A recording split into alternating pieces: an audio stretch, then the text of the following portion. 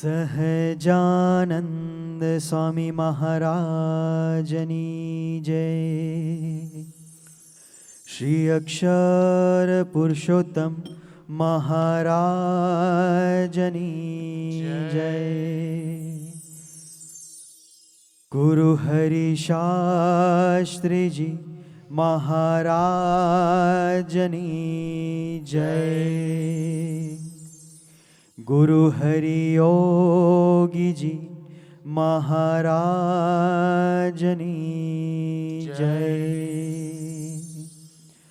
ગુરુ હરિ હરિ પ્રસાદ સ્વામી મહારાજની જય જય જય. પ્રગટ ગુરુ હરિ પ્રબોધ સ્વામી મહારાજની જય જય જય. હરિ પ્રબોધમ પરિવારની જય જય જય. દાસના દાસ થવાની જય જય જય.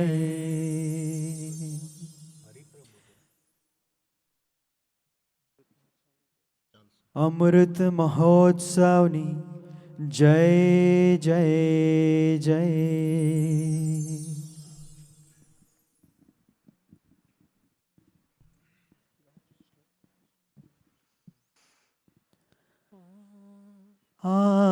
આવ્યા અક્ષરધામથી અવનીમાં જે દેહધારી થયા આપ્યા સુખ અપાર ભક્ત જનને દિલે ધરી ને દયા કીધા ચારુ ચરિત્ર ગાન કરવા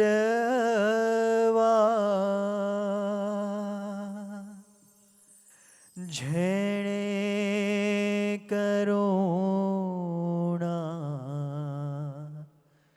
કરી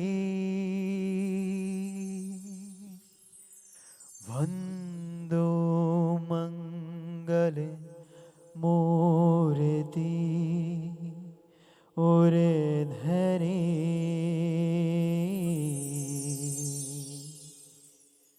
સર્વોપરી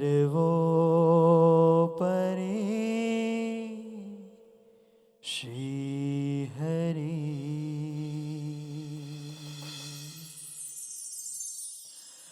જેના દિવ્ય સુદિવ્ય છે ચરિતમાં વિલસી હરિ તો રહ્યા સંબંધે થઈ શૂન્ય છે વિચરતા દાસત્વધારી રહ્યા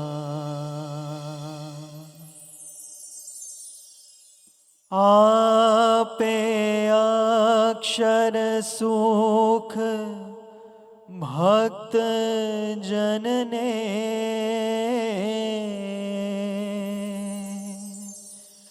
સુહૃદ બની સર્વદા એવા સ્વામી પ્રબોધદાસ ગુરુને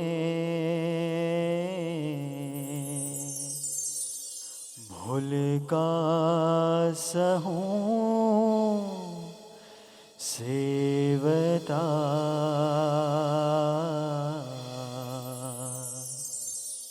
भूल का सहूं वंदता।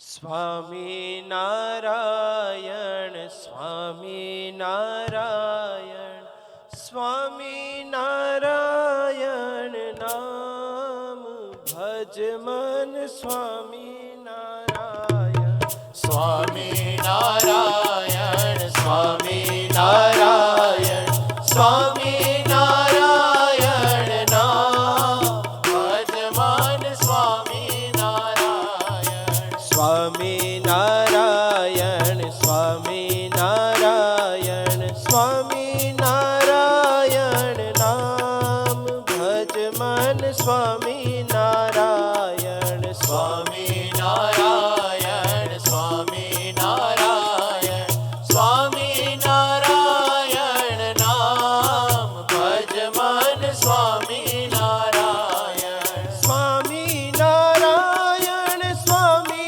नारायण स्वामी नारायण स्वामी नारायण स्वामी नारायण नाम भज मन स्वामी नारायण स्वामी नारायण नाम भज मन स्वामी नारायण स्वामी नारायण स्वामी नारायण स्वामी नारायण नाम भज मन स्वामी नारायण स्वामी नारायण स्वामी नारायण स्वामी नारायण नाम भज मन स्वामी नारायण अक्षरधाम थी આવ્યા સહજાનંદ अक्षरधाम थी આવ્યા સહજાનંદ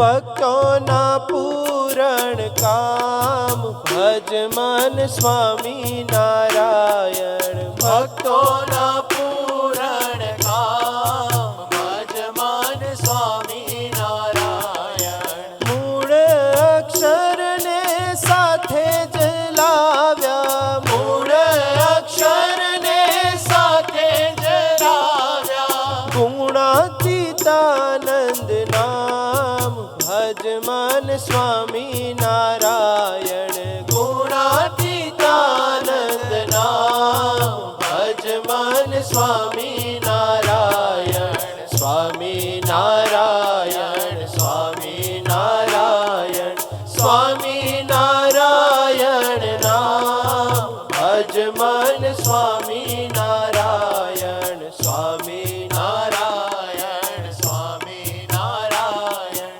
સ્વામી નારાયણ નામ ભજ મન સ્વામી નારાયણ અક્ષર મુક્તોને સાથે જ લાવ્યા અક્ષર મુક્તોને સાથે જ લાવ્યા અક્ષર મુક્તોને સાથે જ લાવ્યા અક્ષર મુક્તોને સાથે જ લાવ્યા ઐશ્વર્ય લાવ્યા તમામ ભજ મન સ્વામી નારાયણ ઐશ્વર્ય લાવ્યા તમામ ભજ મન સ્વામી નારાયણ શુદ્ધ ઉપાસના સ્થાપીને ખોલ્યા શુદ્ધ ઉપાસના સ્થાપીને ખોલ્યા શુદ્ધ ઉપાસના સ્થાપીને ખોલ્યા શુદ્ધ ઉપાસના સ્થાપીને ખોલ્યા શાસ્ત્રીજીએ મોક્ષના દ્વાર ભજ મન સ્વામી નારાયણ શાસ્ત્રીજીએ મોક્ષના દ્વાર ભજ મન સ્વામી નારાયણ સ્વામી નારાયણ સ્વામી નારાયણ સ્વામી નારાયણ નામ ભજ મન સ્વામી નારાયણ સ્વામી નારાયણ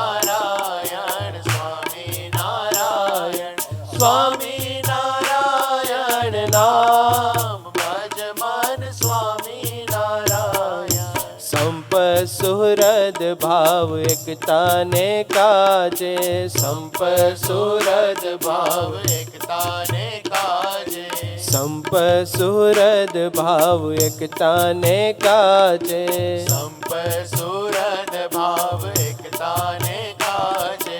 આવ્યા અલમસ્ત યોગીરાજ, ભજ મન સ્વામી નારાયણ. આવ્યા અલમસ્ત યોગીરાજ, ભજ મન સ્વામી નારાયણ. આવ્યા અલમસ્ત યોગીરાજ, ભજ મન સ્વામી નારાયણ. આવ્યા અલમસ્ત યોગીરાજ, ભજ મન સ્વામી નારાયણ.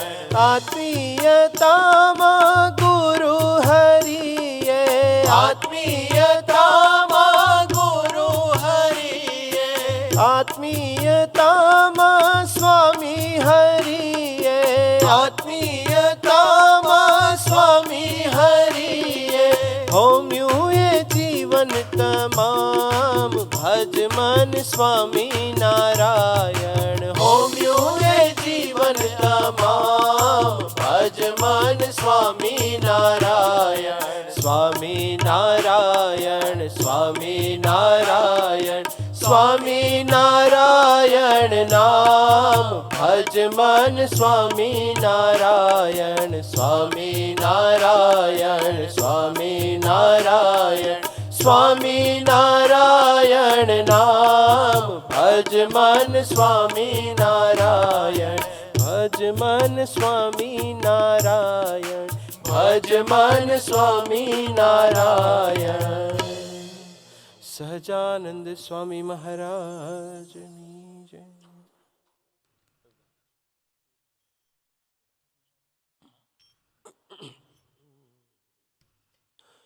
રોડા લાગો છો રાજેન્દ્ર મંદિર મારે આવતારે. રોડા લાગો છો રાજેન્દ્ર મંદિર મારે આવતારે. રોડા લાગો છો રાજેન્દ્ર મંદિર મારે આવતારે. રોડા લાગો છો જરકસિયો જામો હરી પહેરી, માથે બાંધી પાગ સોનેરી. જરકસિયો જામો હરી પહેરી, માથે બાંધી પાગ સોનેરી. ગૂઢો રેટો ઓઢી મન લલચાવતારે. રોડા લાગો છો રાજેન્દ્ર મંદિર મારે આવતારે. રોડા લાગો છો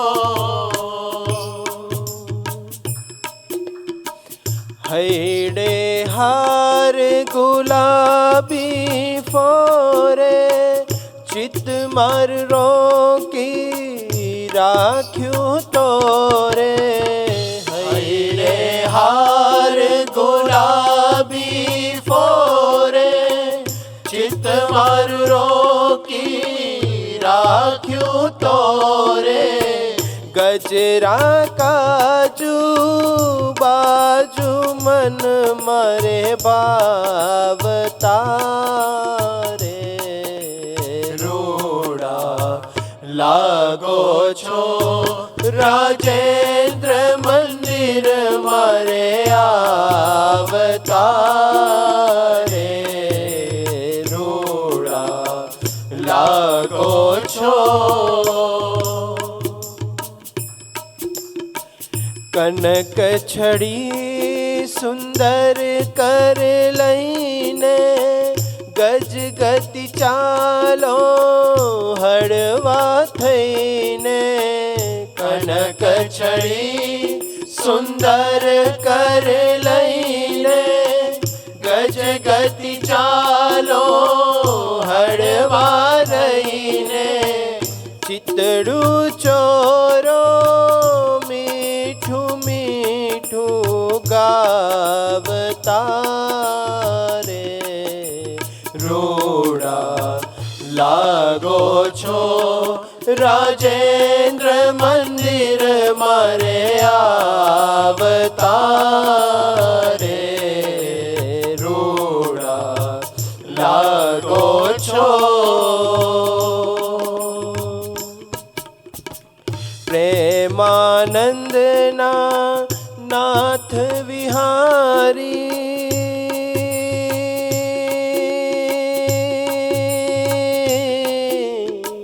પ્રેમાનંદના નાથ વિહારી જાઉં તારા વદન કમળ પરવારી.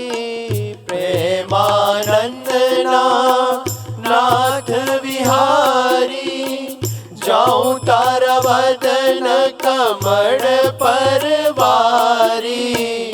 હે તે શું બોલાવી તાપ સમાવતા રે. રૂડા લાગો છો રાજેન્દ્ર મંદિર મારે આવતા રે. રૂડા લાગો છો.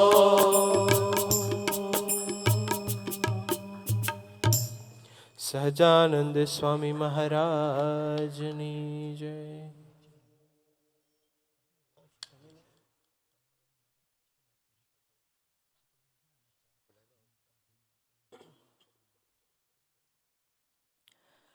સહજાનંદ સ્વામી મહારાજની જય.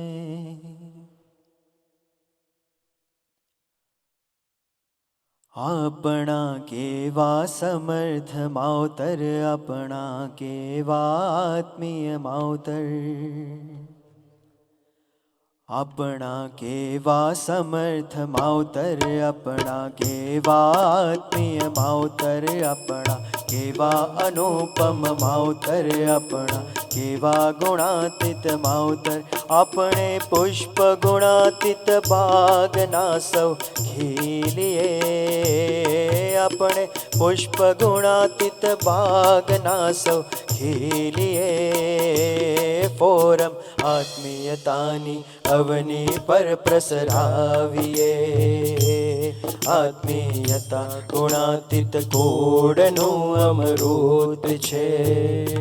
આપણા કેવા સમર્થ માવતર, આપણા કેવા આત્મીય માવતર.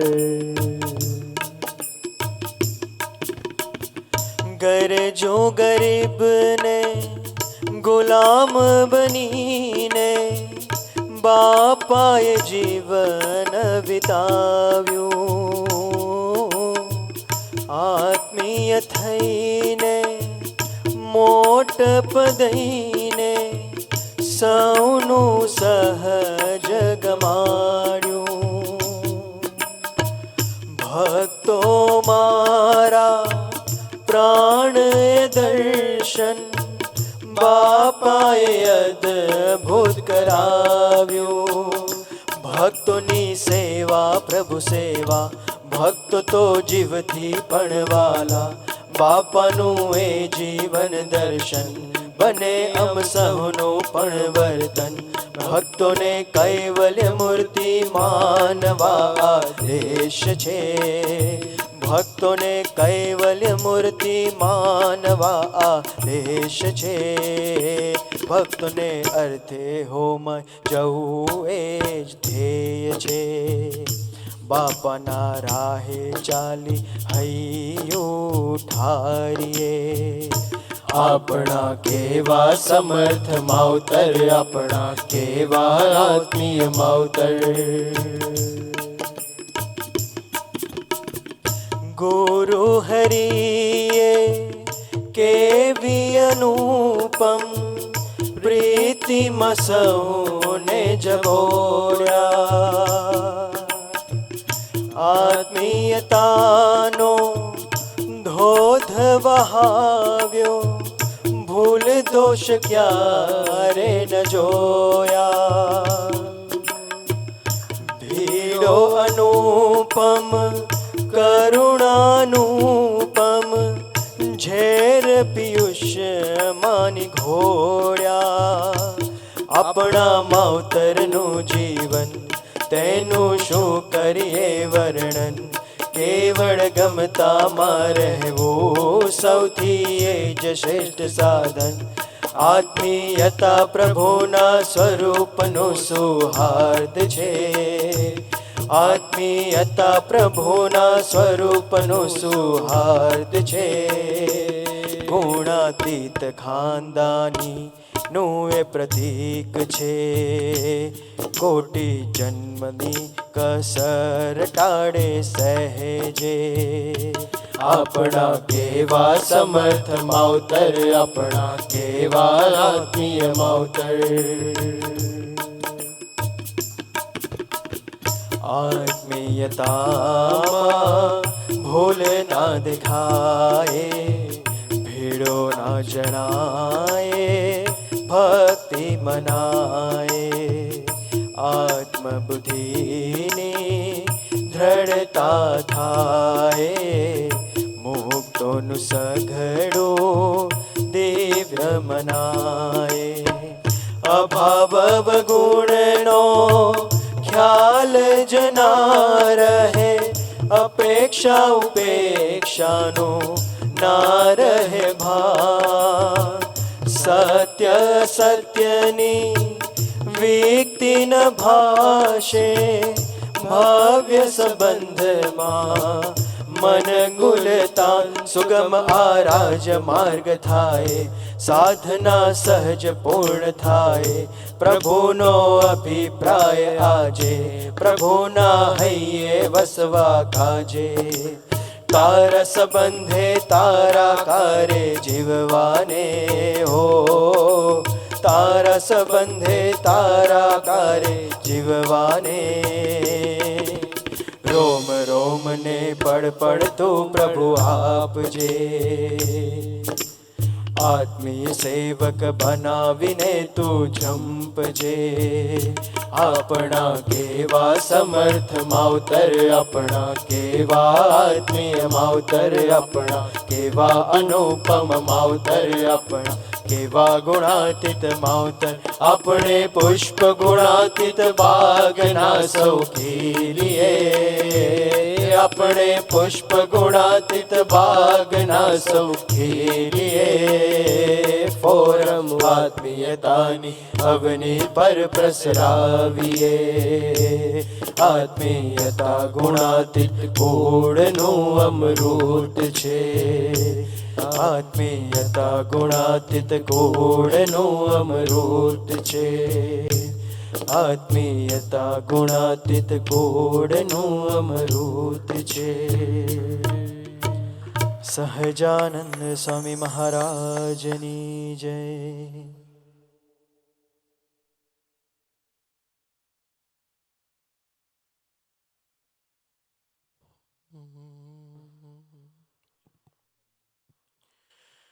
हरि महिमा तेरी क्या गाऊं,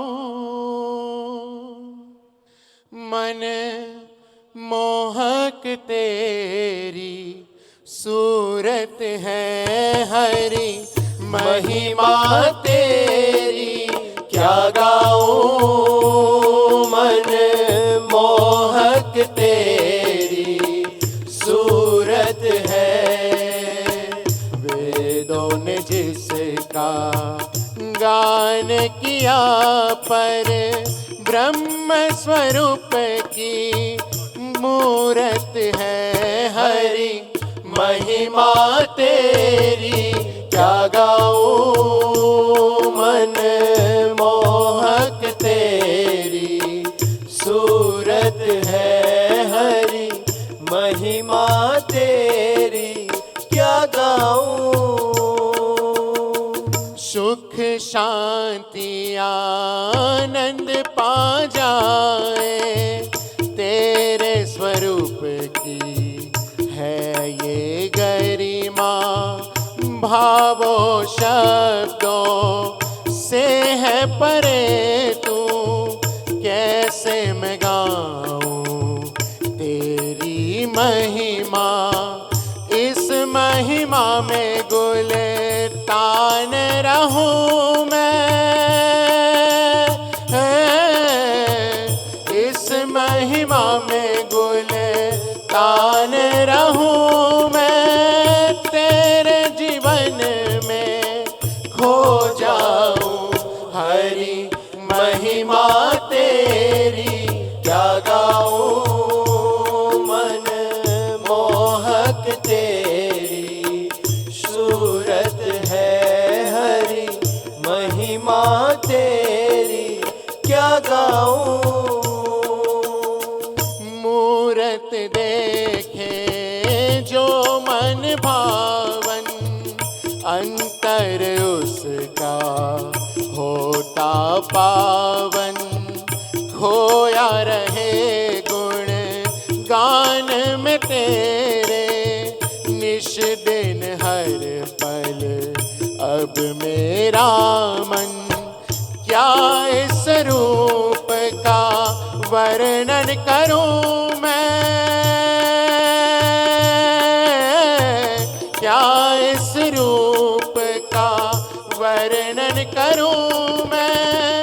लफ्ज़ न कोई जो गा पाऊं, हरि महिमा तेरी क्या गाऊं, मन मोहक तेरी सूरत है हरि, महिमा तेरी क्या गाऊं।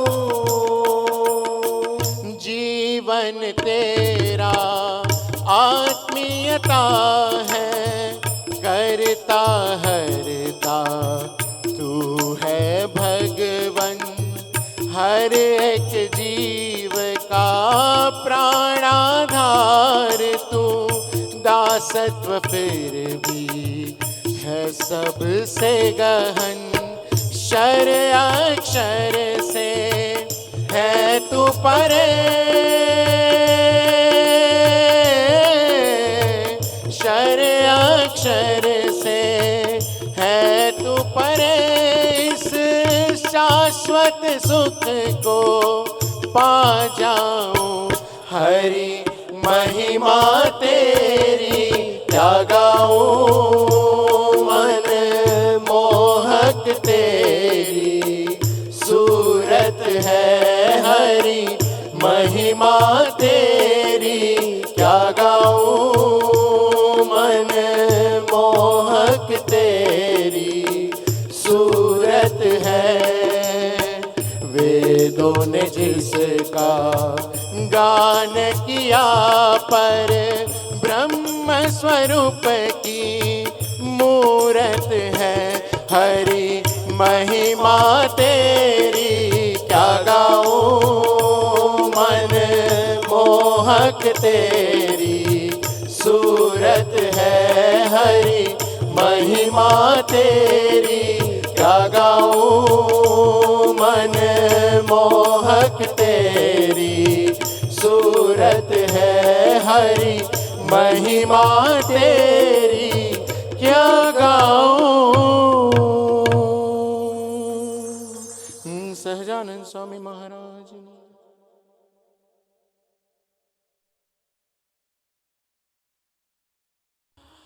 સહજાનંદ સ્વામી મહારાજની જય, શ્રી અક્ષર પુરુષોત્તમ મહારાજની જય, ગુરુહરિ શાસ્ત્રીજી મહારાજની જય, ગુરુહરિ યોગીજી મહારાજની જય, ગુરુહરિ હરિપ્રસાદ સ્વામી મહારાજની જય જય જય, પ્રગટ ગુરુહરિ પ્રબોધ જીવન સ્વામી મહારાજની જય જય જય, દાસના દાસ થવાની જય જય જય, હરિપ્રબોધમ પરિવારની જય જય જય.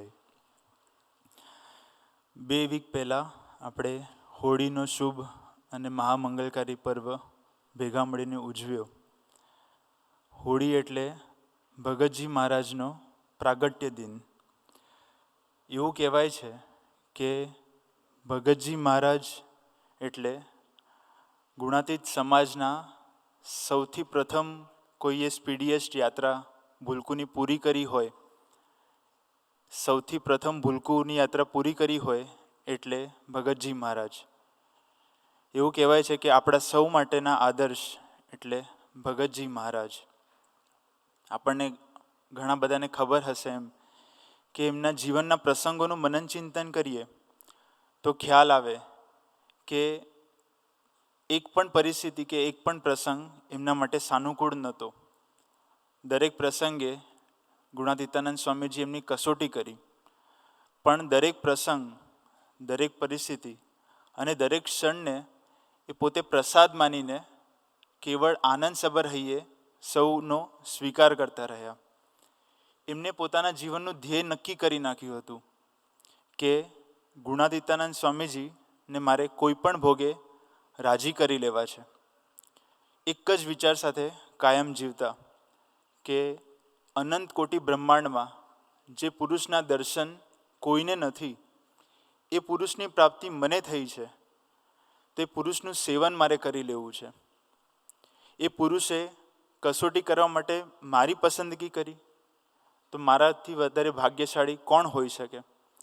એવા મહિમાના વિચારોમાં નિરંતર જીવતા એટલે એમને એક પણ પ્રસંગ નહોતો લાગતો, પણ પ્રસાદ માનીને એ જીવી ગયા.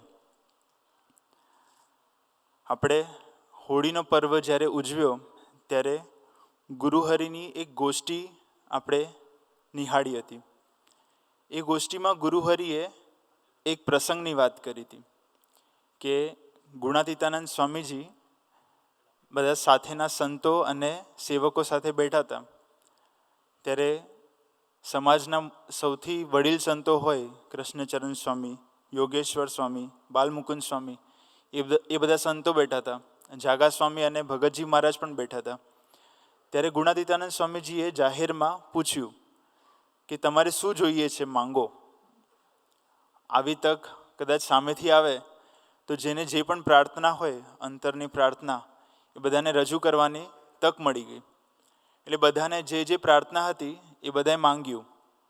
એમાં યોગેશ્વર સ્વામીજીએ માંગ્યું કે એમનું પોતાનું ધ્યાનનું અંગ, પ્રબોધ સ્વામીજી આ પ્રસંગનું વર્ણન કરતા કહેતા કે યોગેશ્વર સ્વામીજીનું ધ્યાનનું અંગ એટલે એમને એવું માંગ્યું કે તમારી મૂર્તિ અખંડ રહે અંતરમાં, એવું કરી આપજો. અને પછી છેલ્લે જ્યારે ભગતજી મહારાજનો વારો આવ્યો ત્યારે ભગતજી મહારાજને પૂછ્યું ગુણાતીતાનંદ સ્વામીજીએ કે માંગ ભગતજી, તારે શું જોઈએ છે? એવું અધિકારનું પાત્ર હતા કે તું કહીને બોલાવતા. ત્યારે ભગતજી મહારાજે હાથ જોડીને વિનંતી કરી કે મને તો કાંઈ માંગતા નથી આવડતું. પછી ગુણાતીતાનંદ સ્વામીજી કે ના, તો પણ તું માંગ. ત્યારે ભગતજી મહારાજે કીધું કે માંગતા તો નથી આવડતું, પણ ખાલી તમારા ભક્તોની સેવાથી મને વંચિત ના રાખતા, એટલું આપ કરી આપજો. જ્યારે આ વાક્ય ભગતજી મહારાજે ઉચ્ચાર્યું ત્યારે તરત જ ગુણાતીતાનંદ સ્વામીજી પોતાના આસન ઉપરથી ઊભા થાય છે અને ભગતજી મહારાજને જઈને ભેટી પડે છે. અને જ્યારે ભેટે છે ત્યારે યોગેશ્વર સ્વામીજી હાથ જોડીને એક પ્રાર્થના કરે છે કે ગુણાતીતાનંદ સ્વામીજી, મારું અંગ ધ્યાનનું છે એટલે મેં પ્રાર્થના આપની મૂર્તિ માટેની કરી, અને ભગતજીનું અંગ સેવાનું છે એટલે એમને પ્રાર્થના ભક્તોની સેવાની કરી.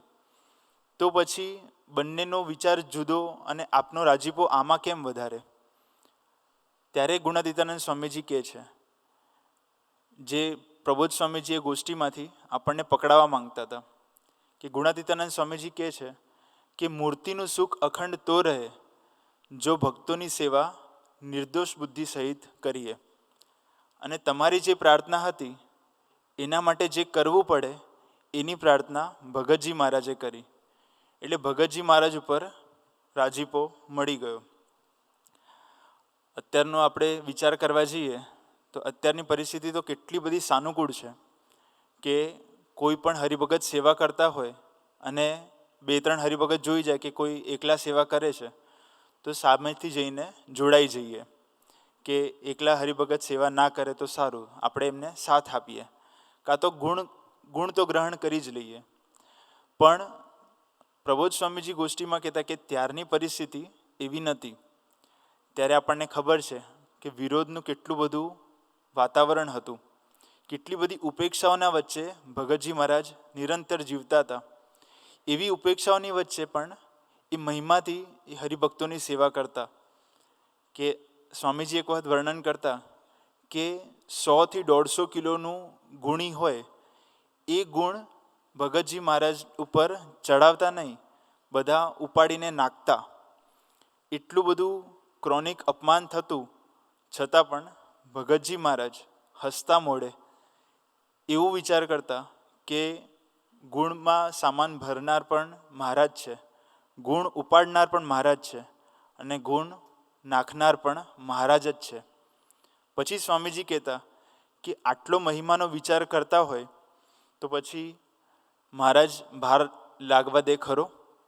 એવો સ્વામીજી પરાવાણીમાં પ્રશ્ન પૂછે છે. કહેતા ભગતજી મહારાજ નિરંતર એવી મહિમાની દ્રષ્ટિથી જીવતા જેથી એમને પ્રસંગ નહોતા લાગતા. એમને એક વખત કહ્યું હતું કે હું તો બધા હરિભક્તોને બ્રહ્મની મૂર્તિ જ સમજું છું. સામાન્ય માણસ કહેવાય જ કેમ? સામાન્ય માણસ કહીએ તો જીવ નાશ પામી જાય અને આવા ભક્તો ભેગું તો સ્વામિનારાયણ રાખે તો અનંત જન્મ સુધી રહેવું છે. આપણે વિચાર કરવા જઈએ કે આપણી સાથે સામાન્ય એવો પ્રસંગ પણ બને મારી સાથે તો પણ મન વિવળ થઈ જાય કે અહીંયાથી આપણે જતા રહીએ તો સારું.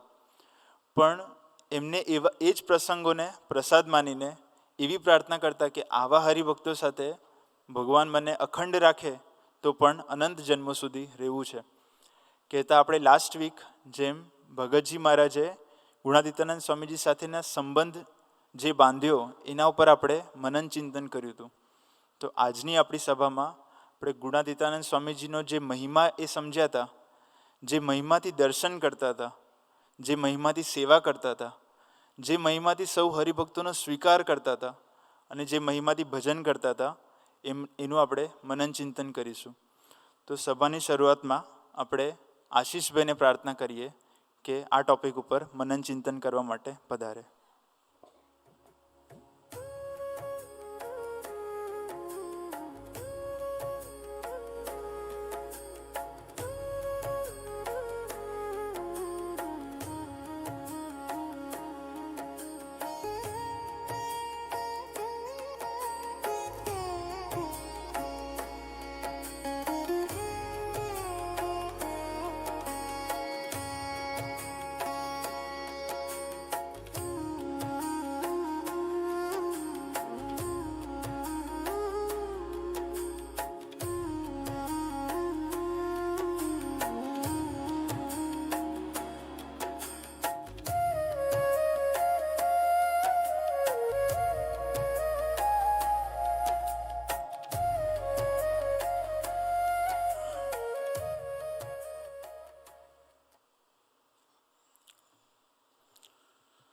સહજાનંદ સ્વામી મહારાજની જય,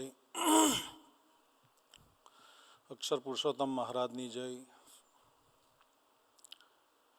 દિવ્ય દેહે બિરાજમાન ગુરુ હરિ સ્વામીજી હરિપ્રસાદ સ્વામી મહારાજની જય જય જય, પ્રગટ ગુરુ હરિ પ્રબોધજીવન સ્વામી મહારાજની જય જય જય.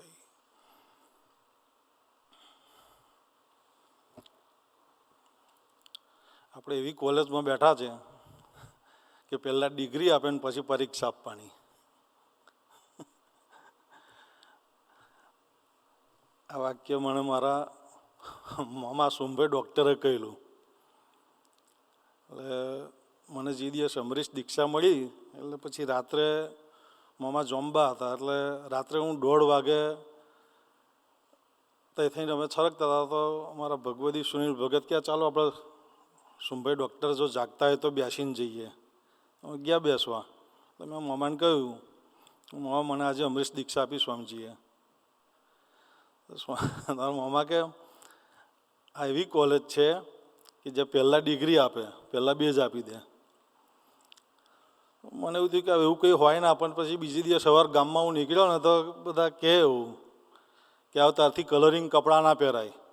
એટલે પરીક્ષા ચાલુ થઈ ગઈ. એટલે ને મને ભગતનો ફોન આવ્યો કે તમારે વાત કરવાની છે. ભગતજી મહારાજ માનો કે 200 વર્ષ જેવું થઈ ગયું, અને આજે એક એક બધા ભક્તો ભગતજી મહારાજ જેવા જ છે. ગણોદના અભયસિંહ બાપુને ગુણાતીતાનંદ સ્વામીએ કહ્યું કે આજે અભયસિંહ, કેળને આ છોડને તો કેળ આવે, પણ થોરિયાને કેળા જોયા છે? તો અભયસિંહ કે ના બાપુ, ના સ્વામી. કે જો આ દરજીનો છોકરો ચૂનો કાલવા છે, આમાં કેટલાય બધા ભણેલા ગણેલા ભણતર પર આવેલા દીકરાઓ હશે, એનું પાછલી લાઈફ જુઓ તમે તો હું ઇન્ડિયામાં સત્સંગ કરી શકે એવા હતા નહીં. અને અહીંયા આવીને બધા સિન્સિયરિટીથી સત્સંગ કરે, ભજન કરે છે. આપણા ઇતિહાસ તપાસીએ કે આપણે ભજન કરીએ એવા છે? અરે આપણે આપણા મનની વાત કરીએ ને તો આપણી ઘરવાળી આપણને એન્જોય રહેવા દે નહીં, એવા છે. તે છતાંય આપણને ભગવાને એના ખોળામાં બેસાડ્યા છે કે આપણી વાત સાંભળે. એટલે જે થોરિયાના કેળા આવ્યા ને એટલે ભગતજી મહારાજ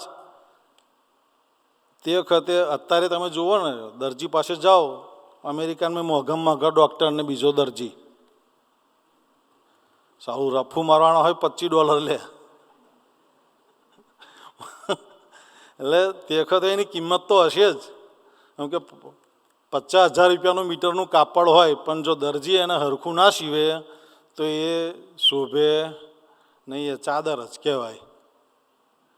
એટલે ભગતજી મહારાજ તે વખત પણ સારું કમાતા હતા, પણ તોય સ્વામીના વચને ચૂનો કાલાવવા તૈયાર થઈ ગયા. અમે 2002ની હું જ્યારે નવો સત્સંગમાં આવ્યો એટલે અમે લોકો, અમારી સરનેમ રાય લોકો ખરા ને, અમારા વિસ્તારની મેં પટેલો કરતો થોડો મોભો ઊંચો. એટલે હવે સત્સંગમાં આવ્યો એટલે આપણને તો પેલું રાયપણું તો હોય જ થોડું. તો 2002માં શિબિર હતી, 3 દિવસની. પહેલાં સ્વામીજી શિબિર કરતા હરિધામ. તો એ શિબિરમાં જવાનું થયું એટલે અમારો જે પ્રદેશ પપ્પાજી પ્રદેશ એ ડભોઈ, સિનોર ને સંખેડા, આ 3 તાલુકા મળીને થાય. એટલે અમારી સેવા હું તો કે શિબિરમાં 2000 ટોયલેટ બનાવવાના ને પછી એને વાઇન્ડ અપ કરવાના. બનાવવાના તો બની જાય, પણ તમને બધાને ખબર જ છે કે વાઇન્ડ અપ કરવાના થાય તો એની શું પરિસ્થિતિ હોય. એટલે સારું મને એવું થયું કે આપણે રાયના છોકરાના બધા પોદરા ઉઠાવવાના યાર. એટલે અમારા માર્મિક ભગતભાઈ છે ને, એમના માસા છે બિપિન કાકા, એમને મેં કહ્યું, મેં કાકા આ થોડું અઘરું લાગે યાર. અમે કે છોકરા ચિંતા હું કરવા કરે છે, આપણે ટ્રેક્ટર મંગાવી લઈએ ઘેરથી, અને દવા છાંટવાનો પંપ, એને ઘન આવે, પ્રેશરથી દવા વાગે એવી. એટલે ઘનથી પછી અમે તો બધા ટબ ધોવાના ચાલુ કર્યા. રાત્રે 1:30 વાગે સ્વામીજી ખુલ્લી જીપમાં આવ્યા ઠંડીમાં, 10-10 કિલો ખારી સિંગ ને ચણા લઈને, કોઠારી સ્વામીને લઈને. પછી આવીને જોયું તો સટાસટ સેવા ચાલતી હતી. સ્વામીજી કે ઓહો, આ તો બહુ સરસ થઈ ગયું, આ વિચાર કોને ઉઠ્યો? તો પછી સ્વામી ગુણ ગાય તો કહેવાનું મન થાય કે આ વિચાર મને ઉઠ્યો. એટલે બિપિન કાકા પીઢ હરિભગત હતા, એ બોલ્યા નહીં કે આ નો બોલને કયો કહેવાય પેલો ફ્રી હિટ. આ ફ્રી હિટમાં છક્કો પડે એવી વાત છે. હાલશે જ ઊભા બળે. એટલે પણ પછી બધા કહે ને, હમણાં જ કોઈ કહ્યું હતું કે ખીલ્યો ખરી ને મોભણી વાગે, વરિયો ના વાગે. એટલે પછી કહ્યું કે આ બિપિન કાકાનું ટ્રેક્ટર છે, બસ અહોહો ભાવે કરી લો. બિપિન આ ટ્રેક્ટર ઘેર મોકલી દે પાછું.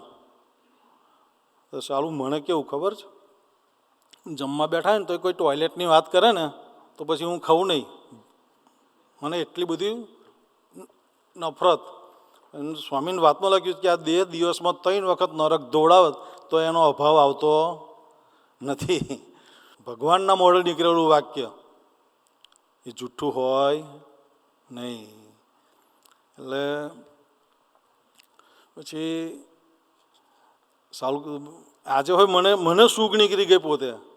હું એવું અભિમાનથી નહીં પણ દાસ ભાવે કહું છું કે મને કોઈ પણ હરિભગતનું પૂંછડું ધોવામાં મોજો પહેરવો પડે નહીં. સ્વામીની કૃપાથી એવા પુરુષની પ્રાપ્તિ થઈ જાય આપણને. એટલે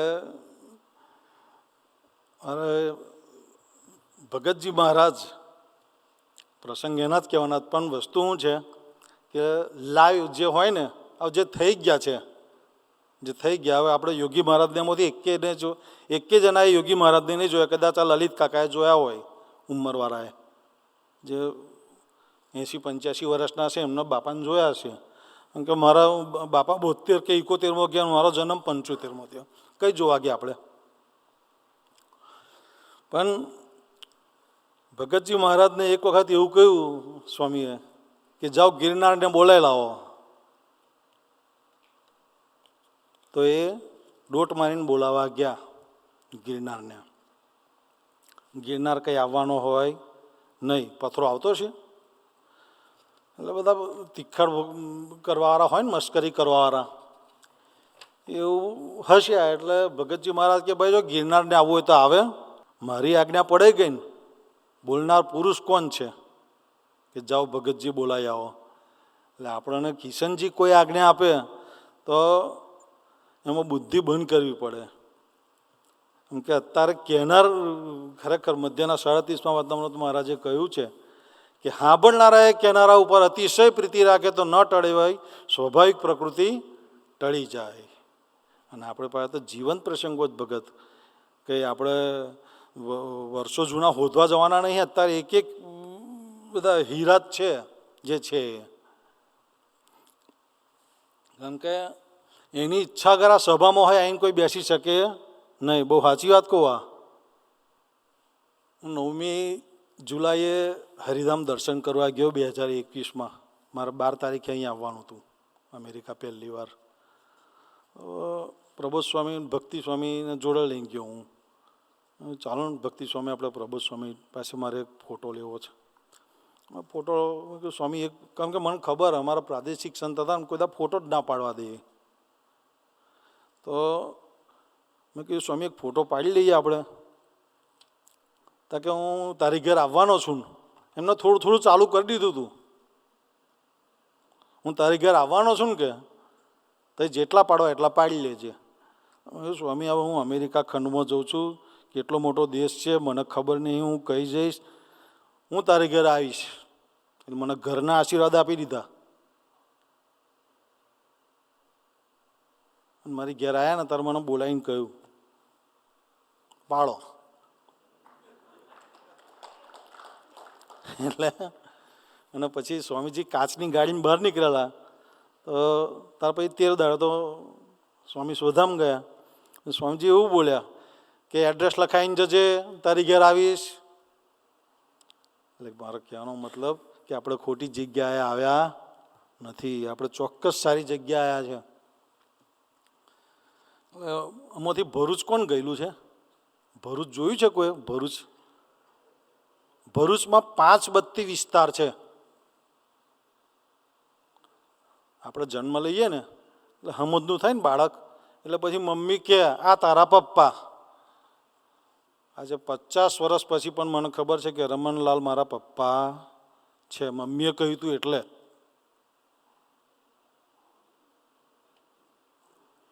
એ નિશ્ચય કહેવાય. પછી રમણલાલ કરતો મુકેશ અંબાણી મને લઈ લે દત્તક, તો એના પપ્પા કહું ખરો હું? એટલે માં નિશ્ચય કરાવે બાપનો. તો પ્રબોધ સ્વામી 5 બત્તી પાસે વોકિંગ કરતા હતા.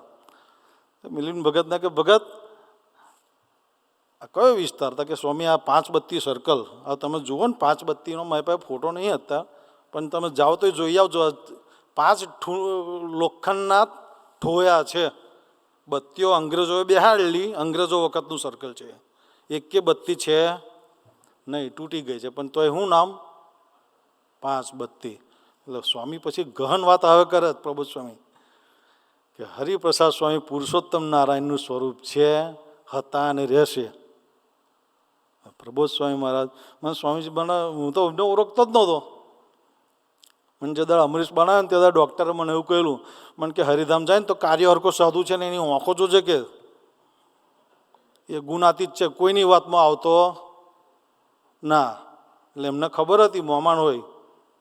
હવે સુનિલ ભગત છે હતા, અમે સ્વામી મેં જોયેલા ભગતને, એ હમત ના થયા ને ત્યારથી ઠંડા પાણી નતા હતા. એનું બોડી એટલું ખતરનાક, લોખંડ જેવું જ. એને કોરોના હરાઈ શકે નહીં. પણ એવું કહેતા હતા કે અમે બહુ ફર્યા જોડે, કે હું સ્વામીના વરાય નહીં શકું. બસ સ્વામીના જતા પહેલાં બોલો, રવિવારે કોરોના ડિટેક્ટ થયો ને બીજા રવિવાર તો ભગત જતા રહ્યા. એટલે મારો કહેવાનો મતલબ એ છે કે આપણે બહુ સારી જગ્યાએ બેઠા છે. ભગતજી મહારાજ એવું જીવન જીવી ગયા કે આજ્ઞા, 3 અવસ્થામાં ભજન. 3 અવસ્થા એટલે ખાલી બોલવાનું ઝાડા થઈ જાય, અપમાન થાય ને ભજન થાય ને, પોતાનું ધાર્યું થાય ને ભજન થાય. તેમાં તો હું સ્વામી એવું કહેતા હતા, વગર પૈસા મસ્તીથી ભજન કરે.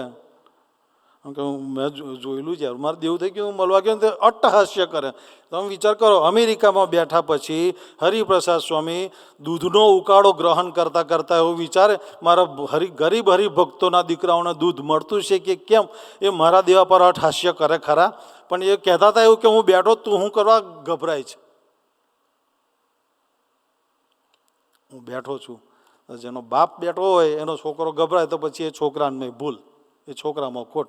કેમ કે સ્વામી લખી ગયા વાતમાં, યાર, રાજાનો છોકરો, હું ગાયકવાડનો છોકરો એવું લખ્યું છે. અમારું સ્ટેટ છે, અમારું શહેર વડોદરા, એને હોનાની બગી છે ને તે આજે કોઈ કોર્ટ વહેંચી શકતી નથી. 2 ભાઈઓ લડે છે હોનાની બગી હારું, અને એનો છોકરો મૂરા હારું રડે. કેટલું મોટું દ્રષ્ટાંત ખબર પડે? ગાયકવાડનો છોકરો જો મૂરા હારું રડે તો ગાયકવાડમાં ભૂલ નહીં, એ છોકરામાં ભૂલ. એટલે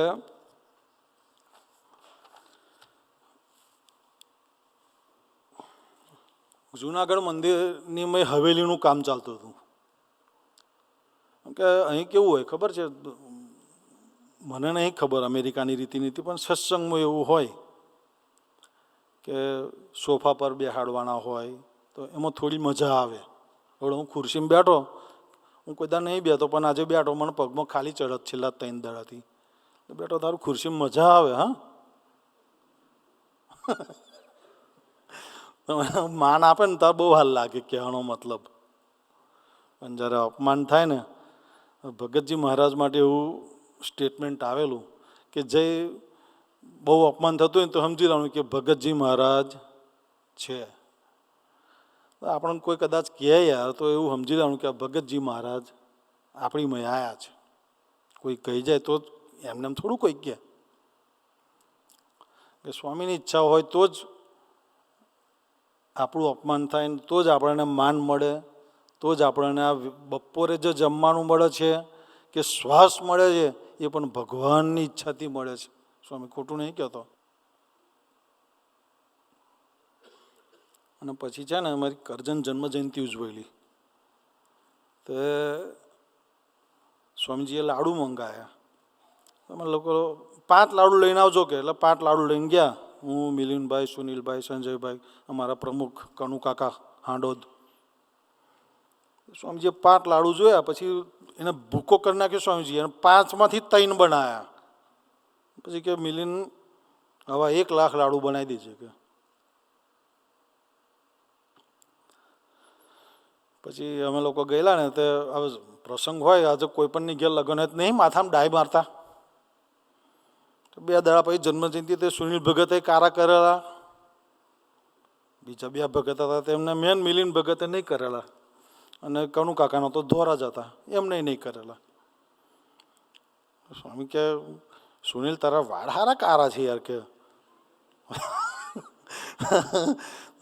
ભગત કે સ્વામી કર્યા જ કે છે નહીં. એટલે મને એવું થયું કે સ્વામી મારા મામા ખરા ને રાવજી મામા ડૉક્ટરથી મોટા હતા, એમને સ્વામી 42 વર્ષનું આયુષ્ય આપેલું. જ્યારે રાવજી મામા ધામમાં ગયા ને ત્યારે પણ વાળ 84 વર્ષે કારા જ હતા, ને હું આજે ડાય નહીં મારતો. મેં સ્વામી પાસે માગ્યું, સ્વામી મારા મામાના કારા છે મરાય રાખજો. અને માગતા હોય વાળ હું કારા અહીં રહેજો એ માગવાનું હતું. જ્યારે માગવાનું આવે ને ત્યારે માગતા ના આવડે. સ્વામી નિરંતર અહીં રહેજો એવું માગવાનું. આમ કે ઘણી વખત કેવું હોય માગતા જ ના આવડતું હોય. ભગવાન આપણી પાસે છે, હાથો હાથ મહારાજ આપીને ગયા છે. મેં પૂછ્યું, મેં કીધું મારા ફાધર, સ્વામી મારા ફાધરે જીવનમાં કોઈનું અહિત નહીં કરેલું, એને કરેલું ખાલી મારી માનું અહિત કરેલું થોડુંક, તો એની માફી માગતા હતા. મેં એમને પૂછ્યું, મેં સ્વામી એમને કેમ ખાટલો આવ્યો હતો કે તારા બાપે બધાનું કામ બહુ કર્યું ને પ્રારબ્ધ માથે લીધા ને. એટલે કદાચ ભગવાનનો ભક્ત કોઈ વતનામૃતમાં લખ્યું મને યાદ નહીં પરફેક્ટ, પણ ભગવાનનો ભગત રીબાઈ હોય જાય અને કુસંગી માણસ તત્કાળ દેહ મૂકીને જાય. હવે નહીં આપણો ઝોપડામાં તો એ બેઠા બેઠા જતા રહ્યા ખુરશીને ભાઈ, બહુ પાપ કરતો હોય તો એ બેઠો બેઠો જતો રહ્યો. અને ભગવાનનો ભગત રીબાઈને દેહ મૂકે તો એ જાય અક્ષરધામ. તો છેલ્લો પ્રસંગ 2 મિનિટમાં પૂરું કરી દઉં કે ભગતજી મહારાજ હવેલીનું કામ ચાલતું હતું, એટલે ગુણાતીતાનંદ સ્વામી બોલ્યા કે કામ કેમ બંધ થઈ ગયું. તો બધા જે કામ કરનારા તો હરિભક્તો જ હોય. તો કૂતરું મરી ગયું હતું પથ્થરના ઢગલા ઉપર, અને કૂતરું મરે એટલે ખબર તો છે કે કેવું ગંધાય. એટલે ભગતજી મહારાજ ગયા અને કૂતરું ઉચકીને ફેંક્યા આવ્યા. એટલે પછી કામ ચાલુ થયું. એટલે 2-4 હરિભક્તો હોય ને હસવારા મૂક્યા હોય, હસતા હતા કે આ જો તો ખરો કૂતરું ઉચકીને નાખ્યા આવ્યો. કે ભાઈ હું નાખ્યા આવ્યો એટલે કામ ચાલુ થયું. ગુણાતીતાનંદ સ્વામી તમને નહોતું કહ્યું કે કામ બંધ થયું, મને કહ્યું હતું. એક નાનકડો રમૂજ પ્રસંગ છે. અમારા ગામના એક ભગતની જમીન કોઈ દાને કરવા તૈયાર નહીં, આપણા સત્સંગીની. એટલે મારી પર ફોન આવ્યો મંદિરથી કે તમારે કરવાની છે. એટલે મેં ના પાડી દીધી કે મારે નહીં કરવાની. મિલિન ભગતનો ફોન આવ્યો, મને કે તું સમજો છું કોની હારું ખેતી કરે છે, તારી હારું કરત ગધેડી કલ્યાક. એટલે મારે કરવી પડી જમીન યાર. પછી મેં બીજાના હાર પહેરાવી દીધો. તે એ ભગતના ખેતરમાં ભેંસ મરી ગઈ, એ ભગતની જ. તો કોઈ ભગત હોય એવા દિવ્ય પુરુષ, તે ભેંસ મરી ગઈ તો કે સારું આવા આ ભેંસને જે પેલા સફાઈ કામદાર ખરા ને શુદ્ધ ભાષામાં એ લઈ જાય, તો એમને લઈ જવાના 5 મણ ઘઉં આલવા પડે. એટલે ભગતને અહીં ગયા મંદિરે હરિધામ.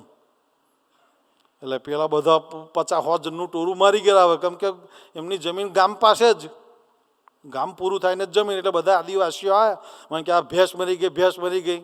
એટલે જે જમીન મેં જેને હર પહેરાયા હતો ને એ ભગત, એ ભાઈએ ભગત નતા, એને મિલિન ભગતને ફોન કર્યો. એટલે ભગતનો ફોન આવ્યો, આશીષ બફેલો ચેપ્ટર સોલ્વ કર કે. મને એવું થયું સારું કે આ ભગતજી મહારાજે કૂતરું ઉઠાવ્યું છે. પછી હું સ્થળ પર ગયો ને, સારું અઠવાડિયા સુધી તમારું માથું સૂન મારી જાય એવું ગંધાય.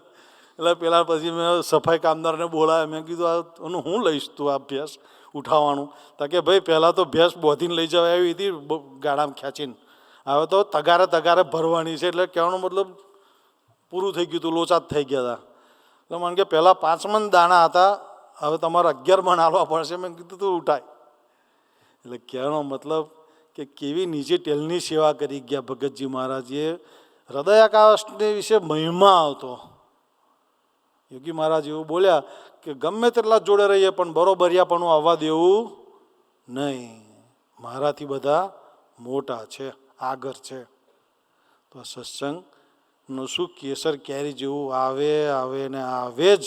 કેમ કે આપણે એવી જગ્યાએ બેઠા છે કે આપણી વાત સાંભળે છે, કગરવું ના પડે, સાંભળે. તમે પલાઠી વાળીને સંડાસમાં બેસી જાઓ ને તો એ સ્વામી તમારી પ્રાર્થના સાંભળે, એ પુરુષ છે.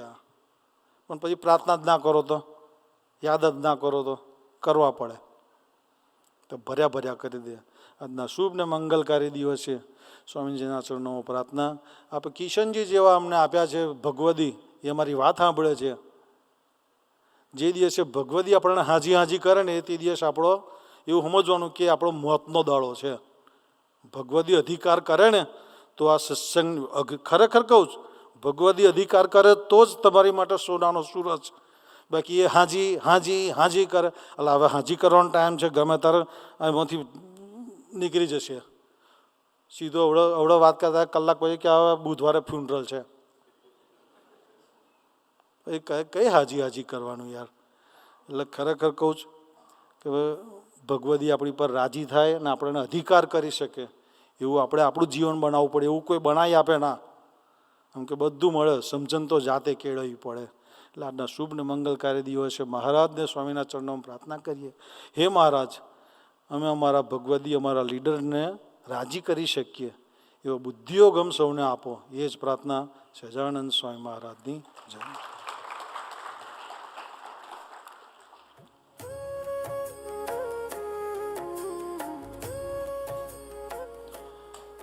આશીષભાઈએ સ્મૃતિઓ દ્વારા મહિમાની વાતો કરી. અપમાન થયા પછી સહન કરી લેવું અને છતાં પણ મહિમાથી સ્વીકાર કરવો એ કંઈક સામાન્ય વાત નથી. પણ ભગતજી મહારાજની મસ્તી ક્યારેય ગઈ જ નહીં, કારણ એ મહિમાના વિચારોમાં નિરંતર રહેતા હતા. ભગતજી મહારાજના જીવનનું બીજું દર્શન કરીએ, બીજું એક મુખ્ય પાસું, એટલે એમને સુખી થવાની ગરજ હતી. સ્વામીજી કાયમ કહેતા કે આપણને જેટલી સુખી થવાની ગરજ છે એથી કોટી ગણી ગરજ સ્વામીજીને અને મોટા પુરુષને આપણને સુખી કરવાની ગરજ વધારે છે. એક નાનકડી સ્મૃતિ છે, ત્યારબાદ આપણે વિડીયો ગોષ્ઠીનો લાભ લઈશું. વર્ષ 2018માં હરિપ્રસાદ સ્વામીજી કેનેડાની ધરતી ઉપર બિરાજમાન હતા. ત્યારે પ્રબોધ સ્વામીજી કેનેડામાં સેવામાં હતા અને ત્યારે કપીભાઈ છે કેનેડાના અમરીશ હરિભગત, એમને પ્રબોધ સ્વામીજીને એક પ્રશ્ન પૂછ્યો કે પ્રબોધ સ્વામીજી, આપણે આ માર્ગમાં ભજન પ્રાર્થનાના કેટલા પર્સન્ટેજ હોય અને પુરુષ પ્રયત્નના કેટલા પર્સન્ટેજ હોય અને સ્વામીજીની કૃપાના કેટલા પર્સન્ટેજ હોય? એકદમ બ્યુટિફુલ ક્વેશ્ચન પૂછ્યો કે આપણે કેટલી મહેનત કરવાની, સ્વામીજીની કૃપાના કેટલા પર્સન્ટેજ હોય અને પ્રાર્થનાના કેટલા પર્સન્ટેજ હોય? ત્યારે ગુરુહરિએ ત્યારે ઉત્તર આપ્યો હતો એક જ વાક્યમાં કે જેટલી તમારી રાજી કરવાની ગરજ એ પ્રમાણે કૃપા હોય. આમાં કાંઈ પર્સન્ટેજ કે ટકાવારી ના હોય, પણ કૃપા અનલિમિટેડ છે અને પર્સન્ટેજ કેવળ તમારી ગરજની હોય.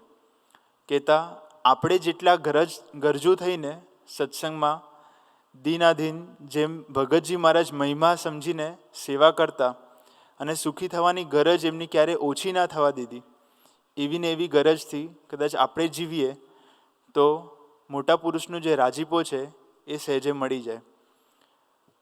પ્રભુદર્શન સ્વામીજીએ ગુરુહરિની ગરજ આ ટોપિક ઉપર એક સુંદર ગોષ્ઠી કરી છે. તો આપણે વિડીયો ટીમને પ્રાર્થના કરીએ કે આ ગોષ્ઠીનું દર્શન કરાવે.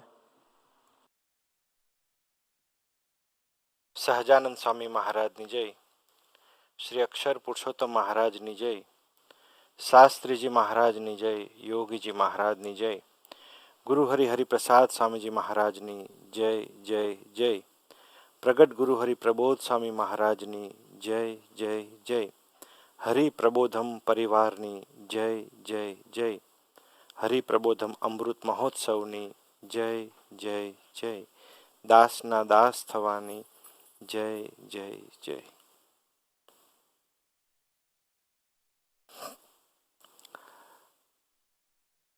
આધ્યાત્મિક માર્ગમાં ગુરુહરિ તરફ આગળ વધવા માટે, ગુરુહરિને સાચા અર્થમાં રાજી કરવા માટે ઘણા બધા એવા પાસાઓ છે. આપણો ઉમંગ, આપણી નિષ્ઠા, પરંતુ એ બધા માટે જે ખૂબ જ અગત્યનું પાસું છે એ છે આપણી ગરજ.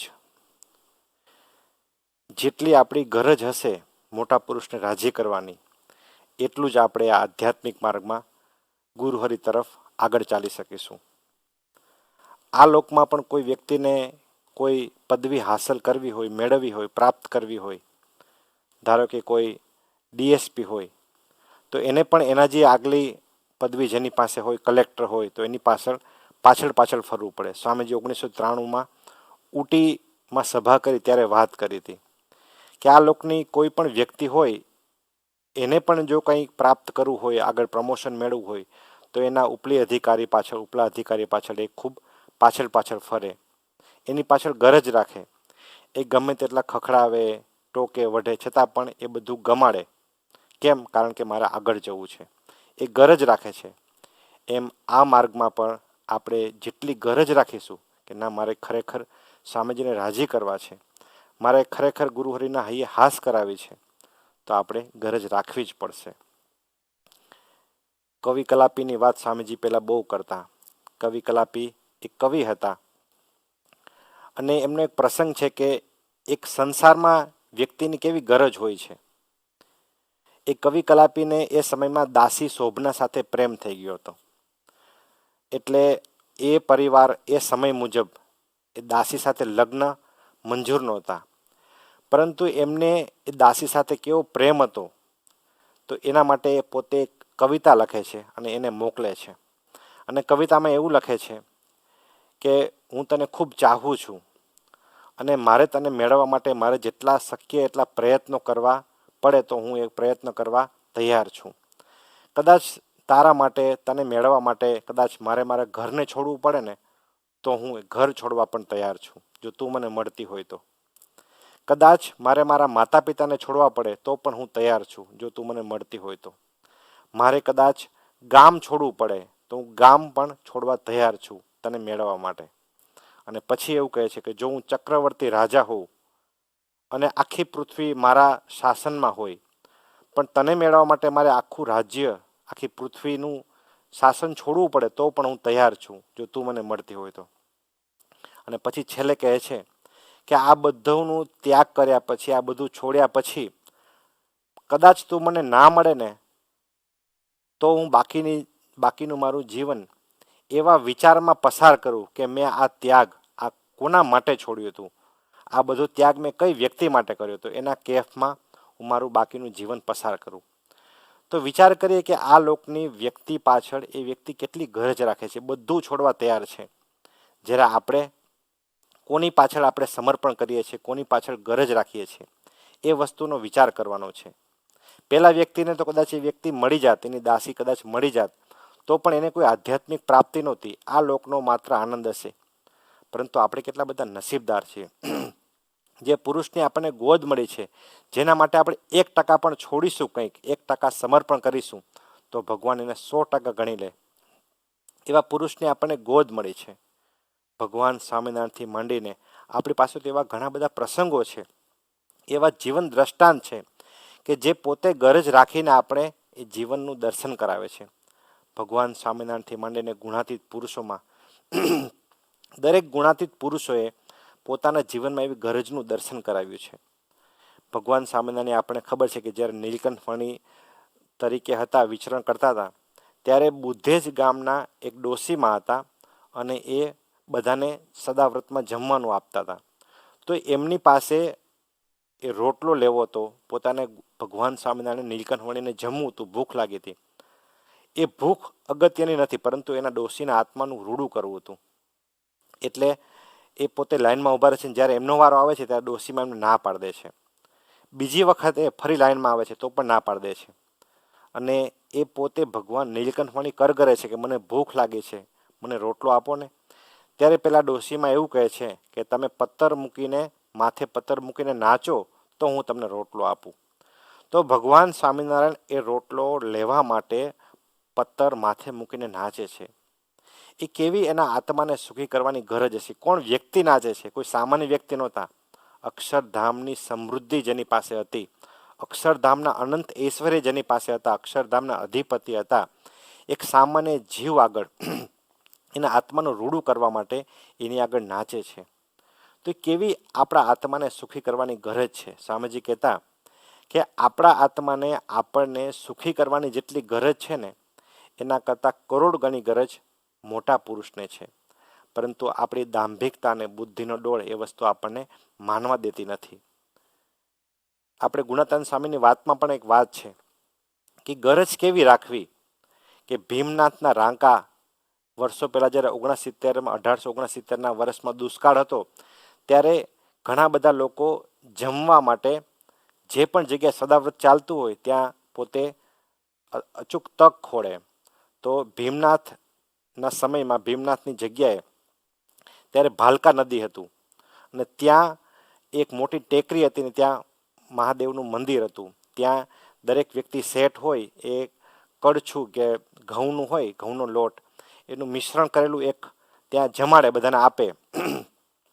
તો બધા ત્યાં લાઈન ટેકરી ઉપર ચડે અને બધા એ સદાવ્રતનું અન્ન લેવા માટે પડાપડી કરે. ઘણી બધી વખત તો એટલી બધી ગળદી થઈ જાય અને જે શેઠ પીરસતો હોય એ ગળદી જોઈને ધક્કો મારે, અને ધક્કો મારે તો બધા ટેકરી પરથી, પર્વત પરથી નીચે પડે. એક ઉપર એક એવી રીતે પડે. નીચે ગરમ રહેતી હોય, ઉનાળાનો સમય હોય, છતાં પણ એ બધા પાછા ઊભા થાય, પાછા લાઈન બનાવે, પાછા ત્યાં સદાવ્રતની લાઈનમાં જમવા માટે જોડાય. બીજી વખત ધક્કો મારે તો પણ એટલી ને એટલી ગરજ સાથે એ ત્યાં પાછા એ પોતે જમવા માટે જાય. તો ગુણાતાન સ્વામી કહે છે કે આપણે કલ્યાણ કરવું છે તો આવી ગરજ આપણે રાખીશું તો આપણે કલ્યાણનો ખપ એ આપણી સાચી ગરજ કહેવાશે. આપણને તો અત્યારે કોઈ એવું ધક્કો મારનાર કોઈ નથી કે આપણને એ અપમાન કરે, ઉપેક્ષા કરે, એ રીતે કદાચ આપણે હાથથી મારે. પરંતુ નાના મોટા પ્રસંગો, ઉપેક્ષાના, આપણા મન બુદ્ધિ પર પ્રહાર થતો હોય એવા અત્યારે બને છે. બાકી તો એવું અપમાન કરનાર અત્યારે કોઈ નથી. પરંતુ ગરજ કેવી રાખવી એ ગુણાતાન સ્વામીએ દ્રષ્ટાંત દ્વારા સમજાવે છે. ગુણાતાન સ્વામીની બીજી વાતમાં એક વાત છે કે મહારાજને એક જીવને સુખી કરવાનું, જીવનો સ્વભાવ ટાળવા માટે કેટલો પ્રયત્ન કર્યો. ગઢડાની ધરતી પર લક્ષ્મીવાડીમાં મહારાજ બિરાજમાન હતા અને ત્યાં નાગડકા ગામની ઘોડી હતી. એ ઘોડીનો એક પાટું મારવાનો સ્વભાવ હતો. ગમે ત્યાં બાજુમાં કોઈ ઊભા હોય તો તરત એને પાટું મારે. મહારાજે નક્કી કર્યું કે મારે એમનો સ્વભાવ આજે ટાળવો છે. તો મહારાજ એ ઘોડીની બાજુમાં લાકડી રાખીને બેસી ગયા. જેવી ઘોડી પાટું મારે તરત લાકડી અડાડે, ફરી લાકડી અડાડે. એ રીતે સવારથી બેઠા હતા તો બપોરનો સમય થયો. એક જીવના સ્વભાવ મુકાવવા માટે મહારાજ કેટલી ગરજ રાખે છે. ત્યાં સવારથી લઈને બપોર સુધી બેઠા તો બપોરનો થાળનો સમય થયો એટલે એક હરિભગત મહારાજને બોલાવવા આવ્યા કે મહારાજ, થાળનો સમય થયો છે, આપ જમવા પધારો. ત્યાં મહારાજ કહે કે મારી જગ્યાએ કોઈ મારી પાસે આવીને બેસે અને અહીંયા લાકડી અડાડે ને તો હું જમવા જાઉં. ત્યારે એ હરિભગત બેઠા. પછી એ હરિભગત લાકડી અડાડે, પગને લાકડી અડાડે, ફરી ઘોડી પાટું મારે. તો પછી મહારાજ જમીને પાછા આવ્યા તો પાછા પોતે બેઠા મહારાજ. તો સાંજ સુધી મહારાજ બેસે છે, લાકડી અડાડે પગ વચ્ચે, ફરી પાટું મારે. તો જ્યાં સુધી એ ઘોડીનો પગ સૂજી ન ગયો ત્યાં સુધી મહારાજે લાકડી અડાડી. પછી સાંજે એ ઘોડી પાટું મારતા આળસી થાકી ગઈ એમ, અને પછી લાકડી અડાડે છતાં પણ એ પગ ઊંચો કરવાને સમર્થ ન થઈ, પાટું મારવાને સમર્થ ન થઈ. કે જ્યાં સુધી એ પોતાનો પાટું મારવાનો સ્વભાવ છોડ્યો નહીં ત્યાં સુધી મહારાજે આખો દિવસનો સમય આપ્યો. તો એક જીવ માટે કેટલી ગરજ છે. તો વિચારીએ કે જીવને સુખી કરવા માટેનો સ્વભાવ મુકાવવા આટલી ગરજ જો ભગવાન રાખતા હોય તો આપણે તો એમના દીકરાઓ છીએ. આપણી તો ગરજ છે મહારાજને રાજી કરવાની. તો મહારાજ આપણે કેટલા સુખ્યા કરશે એ વિચારવાનું. પુરુષોત્તમ બોલે પ્રીતિમાં અદ્ભુત વાત લખી છે કે અમારા સંતો અને હરિભક્તોએ અદ્ભુત ગરજ રાખવી, ગરજુ જીવન જીવવું. પછી મહારાજ કહે છે કે સત્સંગનું ફળ સાચું એ જ છે કે જે વ્યક્તિ ગરજુ બનીને જીવે. ગરજુનો સત્સંગ શોભે છે અને શુક્લ પક્ષના ચંદ્રની પેઠે વૃદ્ધિ પામે છે. એવું પુરુષોત્તમ બોલ્યા પ્રીતિમાં વાત કરી છે. બીજી વાત કરતા મહારાજે વાત કરી કે સત્સંગ ઉપર ભાવ થાય તેને તેટલો ખપ ગણાય. ખપ હોય તેને સંત હરિભગતના વચન હોય એ અમૃત સમાન લાગે. ખપ વિનાના વ્યક્તિને હરિભગતને સદાય વિઘ્ન રહે છે અને તેનો સત્સંગ રહેતો નથી. કોટી વખત મસ્તક કપાય પણ સત્સંગનો ત્યાગ ન કરવો. સત્સંગ નિમિત્તે ચાહે તેટલા દુઃખ આવે તો પણ તે દુઃખોથી સત્સંગ દુર્લભ છે. તો આવું ખપ રાખવું, આવી ગરજ રાખવી, એવી મહારાજે પણ એ પોતે વાત કરી છે. આપણે કેટલા બધા નસીબદાર છીએ કે આપણને આવા સત્સંગમાં બેસવાનું મળ્યું છે. અત્યારે તો અપમાન કરનાર કોઈ નથી, પણ માન આપનારા છે. આપણને આપણી યાત્રા આગળ વધે એના માટે નિરંતર પ્રશંસા કરનારા છે. તો હવે આપણી ગરજની જવાબદારી વધે છે. મહારાજ એક વખત વાત કરતા સ્વામીજી કહ્યું હતું કે આપણા આત્માને નિરંતર ભગવાન તરફ આગળ વધવા માટે ગરજની જરૂરિયાત છે, પરંતુ આપણે સૌએ એવા મોટા પુરુષના ઋણના પ્રભાવમાં, મોટા પુરુષનું ઋણ ચૂકવવું છે તો મોટા પુરુષના પ્રભાવમાં નિરંતર રહેવું પડશે. એ મોટા પુરુષનું ઋણનો પ્રભાવ શું, એના ગુણનો મહિમા શું, કે મોટા પુરુષ મારા માટે ધરતી પર આવ્યા છે. આપણે કદાચ ગરજ રાખવી હશે તો આપણે વિચાર કરવાનો કે મોટા પુરુષ, જેમ બોલ્યા શ્રી હરિ સ્વામીજી આપણી પાસે વારે વાર ગમડાવે છે, તો મોટા પુરુષ મારા માટે ધરતી પર આવ્યા છે એવું એક દ્રઢપણે માનવું પડશે. બીજા ધરતીના હજારો કે લાખો કે કરોડો વ્યક્તિ માટે નહીં, પરંતુ મારા આત્માના રૂડા માટે મોટા પુરુષ આ ધરતી પર પધાર્યા છે. હું કદાચ ગમે તેટલા મારી સેવા કરીશ, મારા પરસેવાથી મહાસાગરો ભરાય એટલી સેવા કરીશ ને તો પણ આ પુરુષના મને દર્શન નથી. એવા ભાવથી આપણે એનો મહિમા સમજવો છે. એવા ભાવથી આપણે ગરજ રાખીને સેવા કરવાની છે. ગુરુહરિ સ્વામીજી એક વખત અમેરિકાની ધરતી પર બિરાજમાન હતા. ત્યારે સ્વામીજી ત્યાં રમણભાઈની ઘરે હતા અને રમણભાઈની ઘરે એક પોપટ હતો. એટલે પોપટ સીતારામ સીતારામ એવું બોલે. એટલે સ્વામીજી જેવા આવ્યા તો તરત સીતારામ સીતારામ એવું પોપટ બોલે છે. પછી સ્વામીજી એને પણ કહે છે કે સીતારામ જય સીતારામ એ બધી વાત કરે છે. પછી સ્વામીજી બેસે છે. બેસીને પછી સ્વામીજી ત્યાં એક ફોન કરે છે ને હેલો બોલે તો પોપટ પણ એવું બોલે હેલો એમ. એ રીતે જેમ સ્વામીજી બોલતા જાય એમ એમ પેલા પોપટ બોલતો જાય એમ. પછી બધું વિચરણ પૂરું કર્યું અને પછી જ્યારે સ્વામીજી પાછા પધારે છે, આખો દિવસનો સમય હોય તો પોપટ સાથે બેસે, થોડું હેત કરે, વહાલ કરે. પછી જ્યારે સ્વામીજી પાછા પધાર્યા અને 6 મહિના પછી એ રમણભાઈની ઘરે પત્ર લખ્યો, એમાં સ્વામીજીએ કહ્યું કે સીતારામને મારા જય સ્વામિનારાયણ કહેજો એમ.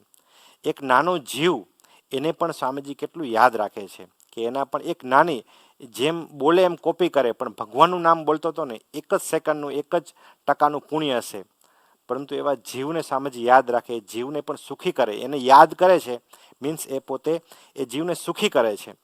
તો મોટા પુરુષની એક એક એમનું હલનચલન, એક એક એમનું ચરિત્ર આપણને સુખી કરવા માટે છે, એવી ગરજ રાખે છે. સ્વામીજી આપણને ખબર છે કે યોગા પ્રાણાયામ સિન્સિયરલી સ્વામીજી પોતે કરે. એક વખત 2013માં સ્વામીજીને અમેરિકા જવાનું હતું અને અમેરિકા સવારનું પ્લેન હતું. એટલે સ્વામીજીએ નક્કી કર્યું કે હું વહેલી સવારે 1 વાગે હું પ્રાણાયામની યોગા પૂરા કરી દઈશ, પછી સવારે સીધું પછી એ બેસી શકાય પ્લેનમાં. તો સ્વામીજીએ સુવાની જગ્યાએ યોગા અને પ્રાણાયામ રાત્રે 1 વાગે ચાલુ કર્યા. અમદાવાદમાં નમનભાઈને ઘરે ઉતારો હતો. એટલે સ્વામીજીને 1 વાગે પ્રાણાયામ કરતા જોઈને ઓમકારભાઈ હતા, ઓમકારભાઈ સ્વામીજીને કહ્યું કે સ્વામીજી અત્યારે આપ આરામ કરો તો સારું એમ, અત્યારે હવે આપણે સવારે જવાનું છે એમ. ત્યારે સ્વામીજી કહ્યું કે યોગીજી મહારાજે મને જે યુવકોની સેવા સોંપી છે, જે યુવકોના આત્માના જતનની સેવા સોંપી છે, એ યુવકોના આત્માની હું સેવા કરી શકું ને એટલા માટે હું આ યોગાને પ્રાણાયામ કરું છું. મારો દેહ સારો રહેશે, જેટલો વધારે સારો રહેશે એટલી હું એ યુવકોની હું સેવા કરી શકીશ.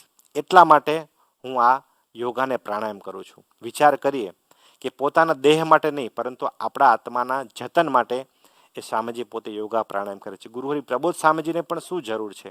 એ પોતે 3 ટાઈમ વોકિંગ કરે, એક્સરસાઇઝ કરે, સૂર્ય નમસ્કાર કરે, દંડવત કરે, કેવળ ને કેવળ આપણા આત્માના જતન માટે.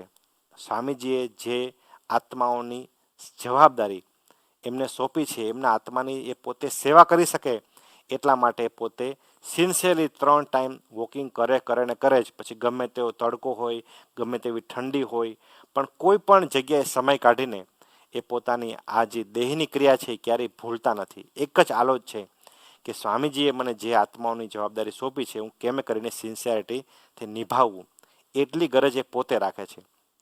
જરૂર છે આપણે એક્સરસાઇઝ કરવાની. કોઈનું વજન વધી ગયું હોય, કોઈને દેહમાં કાંઈ પ્રશ્ન હોય તો જરૂર છે આપણે પણ પ્રબોધ સ્વામીજી ક્યારેય સૂચન ન કરે, ગમે તેટલું વજન હોય, ગમે તેટલું પેટ બહાર નીકળેલું હોય, પણ સ્વામીજી ક્યારે, હા અધિકાર હોય તો સૂચન કરે, બાકી પોતાના વર્તન દ્વારા નિરંતર દર્શાવતા રહે છે. એક પણ કદાચ પરદેશ વિચરણમાં ગયા હોય ને ભક્તોને આગ્રહ કરીને ભક્તિ સ્વીકારી હોય, પણ અહીંયા ગુરુહરિ પરત પધારે તો આ સિન્સિયરલી ત્રીજ હોય નો પેલા તો ઉપવાસ કરે, પણ સિન્સિયરલી ફરી પાછા ઉપવાસ શરૂ કરી દે ને પાછું 1-2 કિલો વજન વધ્યું હોય ને એને પણ પાછું રેગ્યુલર એ પાછું લાવી દે.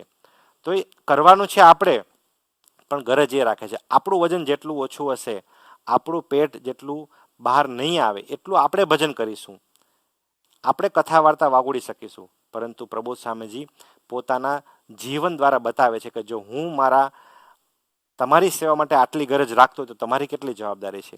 પોતે 16 આની વર્તે છે અને આપણી પાસે 1% અપેક્ષા રાખે છે. એ ગુરુહરિની ગરજનું આપણે શું કલ્પના કરી શકીશું? આપણે સૌએ એ ગુરુહરિની ગરજમાં ડૂબવું છે. એ પોતે અસ્તિત્વ રહિતનું કેવું જીવન જીવે છે. સ્વામીજી એક વખત વાત કરતાં કહ્યું હતું કે આપણે મોટા પુરુષના મહિમામાં ડૂબવું છે. પછી સ્વામીજી એક વાત કરતાં કહ્યું કે આપણે મોટા પુરુષનો મહિમા કેવી રીતે સમજીએ છીએ. પછી 2024માં બ્રહ્મવિહારી સ્વામીએ સ્વામીજીનું કેટલું વિચરણ છે, આખા ધરતી પર 5 વખત ફરી એટલું વિચરણ કર્યું છે, આટલી પધરામણીઓ કરી છે, આટલી સભા કરી છે, આખું એક એક્સેલ શીટમાં પ્રેઝન્ટેશન આપ્યું હતું.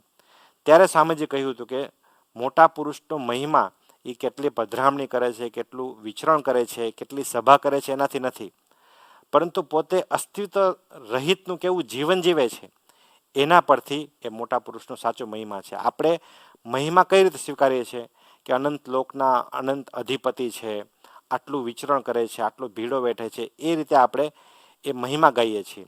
પરંતુ સ્વામીજી કહે છે કે સાચો મહિમાનું માપદંડ એ છે કે પોતે ભક્તો આગળ અસ્તિત્વ રહિતનું કેવું જીવન જીવે છે ને એ સાચો એમનો મહિમા છે. પછી એમને વાત કરતાં કહ્યું, સુરત સ્વામીએ અદ્ભુત વાત કરી હતી કે ઘનશ્યામ મહારાજની બહાર આરતીની થોડી વાર હતી ને સ્વામીજી બહાર હતા, ત્યારે સુરત સ્વામીએ પૂછ્યું કે કોણ કોના દર્શન ઈચ્છે છે, કે અંદરની મૂર્તિ બહારની મૂર્તિના દર્શન ઈચ્છે છે કે બહારની મૂર્તિ અંદરના મૂર્તિના દર્શન ઈચ્છે છે. ત્યારે સ્વામીજી એક વાક્ય બોલ્યા હતા કે આપણે તો ઘનશ્યામ મહારાજના પેંગડામાં પણ ના આપણો પગ આવે, આપણે તો એમની આગળ કશું નથી. પછી પ્રબોધ સ્વામીજી કહે છે કે જે સ્વયં પુરુષ છે, જે ભગવાન સ્વામીના નખ શીખ ધારણ કરીને ફરે છે, જે સ્વયં પુરુષ છે એનું એ ચેતના છે, તો એ કેટલા અસ્તિત્વ રહિતને પોતાની જાતને ઝીરો માને છે અને માત્ર ભગવાન કે એમની મૂર્તિ આગળ નહીં પણ ભક્તો આગળ પણ એ પોતે ઝીરો થઈને વર્તે છે. તો એ એનો સાચો મહિમા છે અને અસ્તિત્વ રહિતનું જીવન જીવે છે એવી ગરજ એ સ્વામીજી પણ રાખતા અને પ્રબોધ સ્વામીજી પણ રાખે છે કે અક્ષર બ્રહ્મનું હુબહુ સ્વરૂપ છે, છતાં પણ જ્યારે આપણી સામે આવે ને તો આપણે એવું જ લાગે કે આપણે જેવા સામાન્ય માણસ છે, એવું પોતે પોતાની જાતને એ છુપાવીને જીવન જીવે છે. તો એવા પુરુષની ગરજ અસ્તિત્વ રહિતને જીવન, એમને સૂત્ર આપ્યું કે બસ એક તું રાજી થા. તો એમના જીવનની એક પણ સેકન્ડ એવી નથી કે એને સ્વામીજીને રાજી કરવા માટે વ્યતીત ન કરી હોય. તો એવું પોતે પડે પણ સેકન્ડે જીવન જીવે છે અને આપણા માટે એક મોટો આદર્શ પૂરો પાડે છે. સ્વામીજી હમણાં ન્યૂઝીલેન્ડની ધરતી પર હતા ત્યારે એક સેવક હતા અને મંદિરનું નિર્માણ પૂરું થયું એટલે સ્વામીજીએ સેવકને કહ્યું કે તમારે અહીંયા પૂજારી માટે રોકાવાનું છે. એટલે પેલા સેવકે એવું કહ્યું કે સ્વામીજી ના ના મને તો એકલું લાગે, હું નહીં રોકાવ એમ. પછી સ્વામીજીએ ગુરુહરિ પ્રબોધ સ્વામીજીએ કહ્યું કે ના ના તમારે અહીં જ રોકાવાનું છે એમ, બીજું કોઈ સેવક છે જ નહીં, આ મંદિરની પૂજારીની સેવા કોણ કરશે એમ. તો પેલા સેવક કે મને સ્વામી એકલું લાગે એમ. તો પ્રબોધ સ્વામીજી કે અમે જ્યારે અમારી ડ્યુટી સમઢિયાળા ગોઠવાતી, દિલ્હી ગોઠવાતી, ત્યારે તો 4 મહિના અમારે રહેવું પડતું.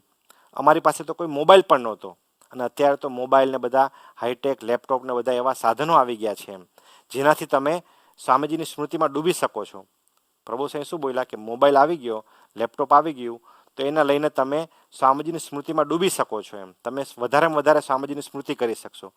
અમારા સમય તો અમને એક સ્વામીજીનો પત્ર મળતો, ફેક્સ મળતો ને, તો એના આધારે અમારે 1 મહિના 2 મહિના ક્યારે પસાર થઈ જાય સ્મૃતિમાં અમને ખબર નથી પડતી. અત્યારે તો કેવા લાઈવ દર્શન થાય, લાઈવ સ્મૃતિના દર્શન થાય આપણે, તો કેટલા બધા નસીબદાર છે.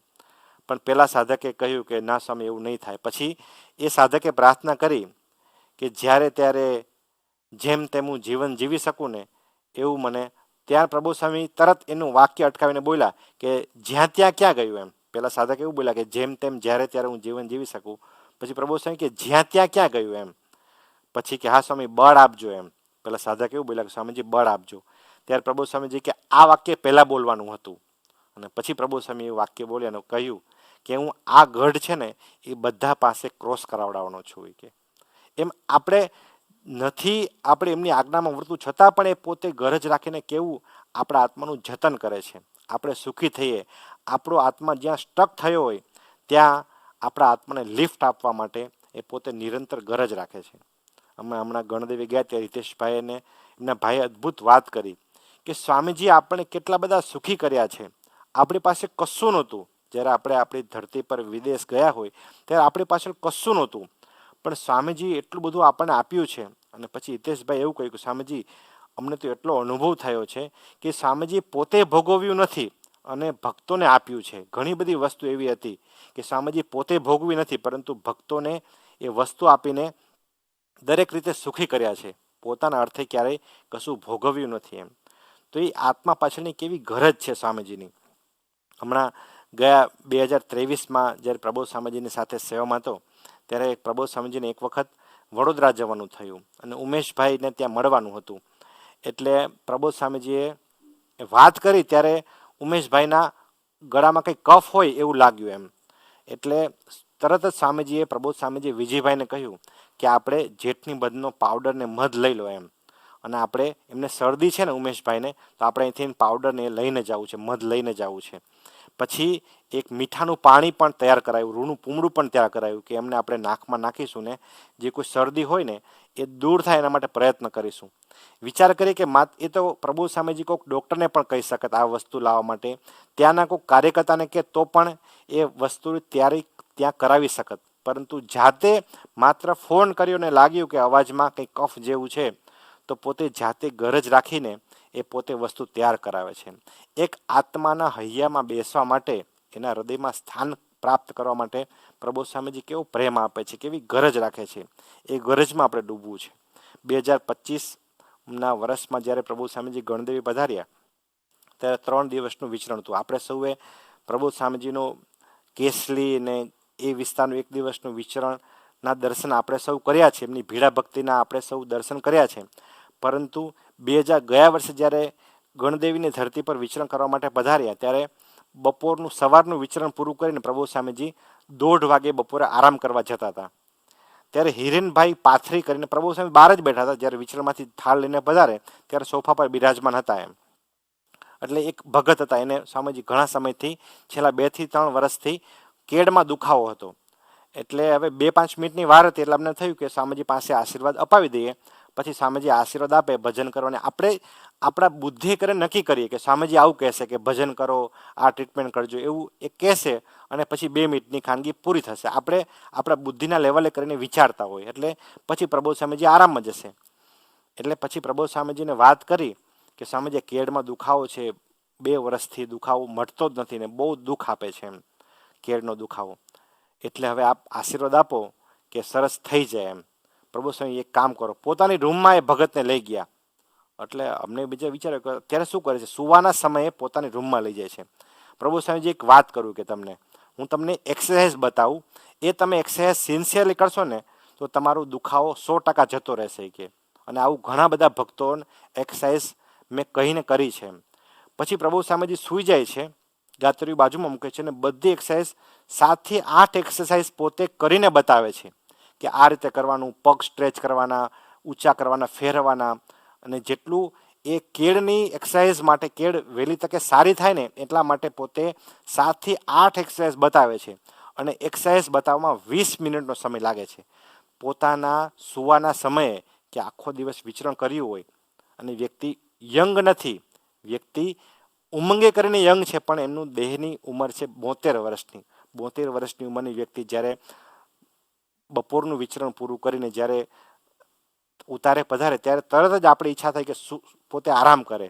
પરંતુ એવા સમયે પણ પ્રબોધ સ્વામીજીને એક જ સ્થાન છે કે સ્વામીજીએ મને જે આત્માની સેવા સોંપી છે ને એ હું સેવા નિસ્વાર્થને પ્રેમ આપીને હું સ્વામીજીને રાજી કરું. બસ એક તું રાજી થા, સ્વામીજી રાજી થઈ જાય એટલે મારા માટે મારું જીવનનું સફળ થયું કહેવાશે એવું પોતે માને છે.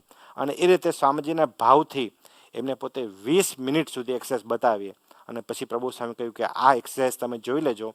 પછી અમે ત્યાં ઊભા હતા એ કે આ એક્સરસાઇઝ તમે એને બતાવજો, જાતે એક યુવકને કહીને કે બતાવજો, અને આ રીતે સિન્સિયરલી કરશે તો એનો કેળનો દુખાવો જતો રહેશે. કહેવાનો મતલબ એ છે કે એક આત્મા પાછળ પ્રભુ સ્વામીજી કેટલી ગરજ રાખીને પોતાના દેહની સાનુકૂળતા પણ વિચારે કર્યા વિના, પોતાનો આરામનો પણ વિચારે કર્યા વિના સ્વામીજી કેટલી ગરજ રાખીને જીવન જીવે છે.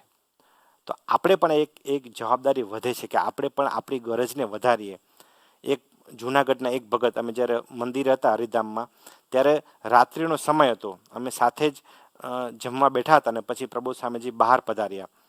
એટલે સહિષ્ણુ ભક્તો જ્યાં જમતા ત્યાં પ્રભુ સ્વામીજી ખુરશી પર બિરાજમાન થાય છે. એક ભગતને ખાનગી હશે 2 મિનિટની, એટલે ત્યાં પ્રભુ સ્વામીજી ખુરશી પર બિરાજમાન થાય છે અને પેલા ભગત કહે છે કે સ્વામીજી મારું કરજ બહુ વધી ગયું છે, મેં જે કંઈ ધંધો ચાલુ કર્યો છે એમાં બહુ કરજ વધી ગયું છે. ઇન્સ્ટન્ટ જેવું એ પ્રાર્થના પૂરી કરે છે ને પ્રભુ સ્વામીજી કહે છે કે કરજ વધી ગયું છે. એમને એમની લૌકિક મુદ્રામાં જે લાક્ષણિક એમની શૈલી છે એમાં પ્રભુ સ્વામીજી કરજ વધી ગયું એમને. એ કે કામ કરો ને, પછી હસતા હસતા કહે છે કે કરજમાં ક ને બદલે ગ ઉમેર દો ને, કે ગ ઉમેર દો એટલે પછી કે કરજ જતું રહેશે એમ. પેલા ભગતનો તો વિચાર ન કે ઇન્સ્ટન્ટ આટલું. અને પછી પ્રભુ સ્વામી કે જેટલી આપણી ગરજ વધશે ને પછી કરજને રહેવું હોય ને તો પણ એ કરજ રહી નહીં શકે. તો આપણા પણ નાના મોટા પ્રશ્ન છે. આપણું ગરજ છે, આપણું જે કરજ છે એ ઘણાને પૈસાનું હોય, ઘણાને નાના મોટા દેશકાળનું હોય, ઘણાને આળસનું હોય, એ બધું વધી ગયું છે. ઘણા નેગેટિવ વિચારો વધી ગયા હોય. પરંતુ આપણે જો ગરજ વધારીશું ભગવાનને રાજી કરવાની, ભજનની, કથા વાર્તાની, ગુણગાન ગાવાની, જેમ જેમ આપણે ગરજ વધારીશું કોઈ ગરજ ભગવાન આપણું રહેવા દેશે નહીં. આપણે પણ એવો સંકલ્પ કરવો છે કે એક નાની એક વાત દ્વારા પ્રભુ સ્વામીજી કેવું બ્રહ્મજ્ઞાનનું લેસન આપી દે છે. રાકેશભાઈ સાહેબને પણ પ્રભુ સ્વામીજી વાત કરતાં કહ્યું હતું કે આપણે બધા અહીંયા સ્મૃતિ કહે છે, ઘણી બધી વખત અહીં સાધકો કોઈ સ્મૃતિ કહેતા હોય ત્યારે પ્રભુ સ્વામીજી જોતા હોય કે એ સ્મૃતિ દ્વારા બધાને હસાવે, આનંદ કરાવે, સ્વામીજીની સ્મૃતિ હોય. ત્યારે પ્રભુ સ્વામીજી રાકેશભાઈ સાહેબને કહ્યું કે આપણે જે સ્મૃતિ કહીએ છીએ ને એ મનોરંજન માટે નહીં કહેવાનું, કે બધા હસે આનંદ કરે એના માટે નહીં કહેવાનું. પણ જ્યારે તમે પણ કોઈ સ્મૃતિ કહો ને ત્યારે સ્મૃતિના અંતે સ્વામીજી શું રહસ્ય આપવા માગતા હતા, આપણો સંબંધ સ્વામીજી સાથે કેવી રીતે દ્રઢ થાય ને એ રહસ્ય આપી ત્યારબાદ એ સ્મૃતિ કહેવાની. પણ માત્ર બધા હસે અને સાત્વિક મનોરંજન કરે એના માટે આપણે સ્મૃતિ નહીં કહેવાની એમ. તો એક નાની એક સ્મૃતિની બાબતમાં પણ આપણા આત્માનું જતન ગુરુહરિ પ્રભુ સ્વામીજી કેવું કરે છે. આપણે એક સેવક હતા જયદીપભાઈ, એ પણ બધા આનંદ કરાવે. જ્યારે કોરોના સમયમાં બધા ભેગા બેઠા હોય ત્યારે એ સેવક બધી સ્મૃતિ કહે, બધા જોક્સ કહે અને બધાને ખૂબ આનંદ કરાવે. એટલે વિજયભાઈ સ્વામીજીને કહ્યું કે સ્વામીજી આપણે જયદીપભાઈ સરસ એવા ટૂચકા સંભળાવે, જોક સંભળાવે અને બધાને આનંદ કરાવે. કોરોના સમયની વાત છે. ત્યારે પ્રભુ સ્વામીજી કહે એવું કે બધાને બહુ આનંદ કરાવે તો કે કામ કરો ને કે આપણે સભામાં ક્યાં વાત કરો ને, સભામાં એનો લાભ લો ને એમ. પછી તો બધાએ ખૂબ આનંદ કર્યો. 10 દિવસ સુધી પ્રભુ સ્વામીજીએ એમની જોક્સને બધું સાંભળ્યું એમ. 10 દિવસ સુધી એમના લેવલે વર્ત્યા. પ્રભુ સ્વામીજીની કહેવાની રીતનીતિ કેવી છે એમ, એ પોતે એક આત્મા પાછળ કેટલી ગરજ રાખે છે. પછી 11મા દિવસે પ્રભુ સ્વામીજી એમને પૂછ્યું કે તમે આ બધું મટીરિયલ કે જોક્સ ક્યાંથી લાવો? તો કે સ્વામી હાસ્ય કલાકારોની ક્લિપ્સ હોય ને, વિડીયો ક્લિપ્સ, એ હું જોઉં અને એમાંથી સાંભળું ને પછી હું શેર કરું. ત્યારે પ્રભુ સ્વામીજી કહ્યું કે એટલા માટે તો કેટલો બધો સમય જતો હશે, કે કેટલું બધું આપણે સમય પસાર થાય એમ. પછી ધીમે પ્રભુ સ્વામી કહે કે આપણે અત્યારે એમાં સમય નહીં બગાડવાનો એમ. એટલું એક જ વાક્ય કહ્યું. પછી 2 દિવસ પછી જ્યારે પાછા પ્રભુ સ્વામી મળ્યા ને વોકિંગ કરતાં કરતાં, ત્યારે પ્રભુ સ્વામીજી કહ્યું કે આપણે ફ્રી હોય ને ત્યારે આપણે યોગીજી મહારાજની બોધ કથા વાંચવાની. એમાં યોગીજી મહારાજ કેટલી નાની સરસ કથા વાર્તા લખી છે એ આપણે વાંચવાની. એમાંથી આપણા આત્માને બળ મળશે અને ભગવાનને રાજી કરવાની સાચી સૂઝ પ્રગટશે એમ. તો એ વસ્તુ પ્રભુ સ્વામીજી ધારો તો પહેલા દિવસે પણ કહી શકત, પરંતુ એમને પ્રેમ કર્યો, એમની સાથે પ્રદક્ષિણા ફરી અને ધીમે રહીને પ્રેમ આપી અને એના આત્માનું જતન કર્યું પ્રભુ સ્વામીજીએ. તો એક આત્મા પાછળ ગુરુહરિ પ્રભુ સ્વામીજીએ એવી ગરજ રાખી છે. હરિદર્શન સ્વામી એમણે સાથે છે તો એમને પણ અદ્ભુત પ્રસંગ કહ્યો કે જ્યારે 2003ના વર્ષમાં સ્વામીજીને ચંદનથી સ્નાન કરાવવાની સેવકોની સંતોની ઈચ્છા થઈ એમ, કે આપણે એ દિવસે ચંદનથી સ્નાન કરાવવું છે. હવે પહેલાંના સમયમાં મશીન નહોતા, મશીન તો હમણાં આવ્યા છેલ્લા 10 વર્ષમાં, પણ પહેલાંના સમયમાં તો હાથેથી ચંદન ઘસવું પડતું. અને 2 થી 3 દિવસ ચંદન હાથેથી ઘસે ત્યારે 1 ડોલ જેટલું ચંદન ભરાય.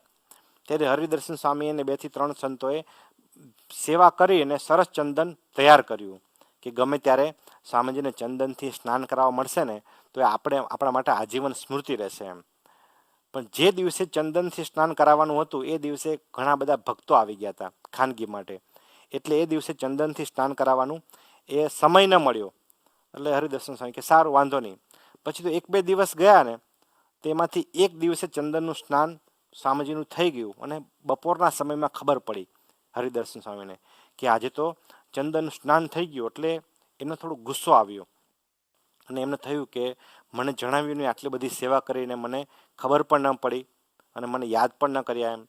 તો એ ગુસ્સામાં એ પોતે શ્રીનિવાસ સ્વામીને મળવા જતા હતા કે આજે તો હું કહી જ દઉં કે તમારે મને બોલાવે તો ખરા, મારે પણ આ સ્મૃતિ લેવી હતી એમ.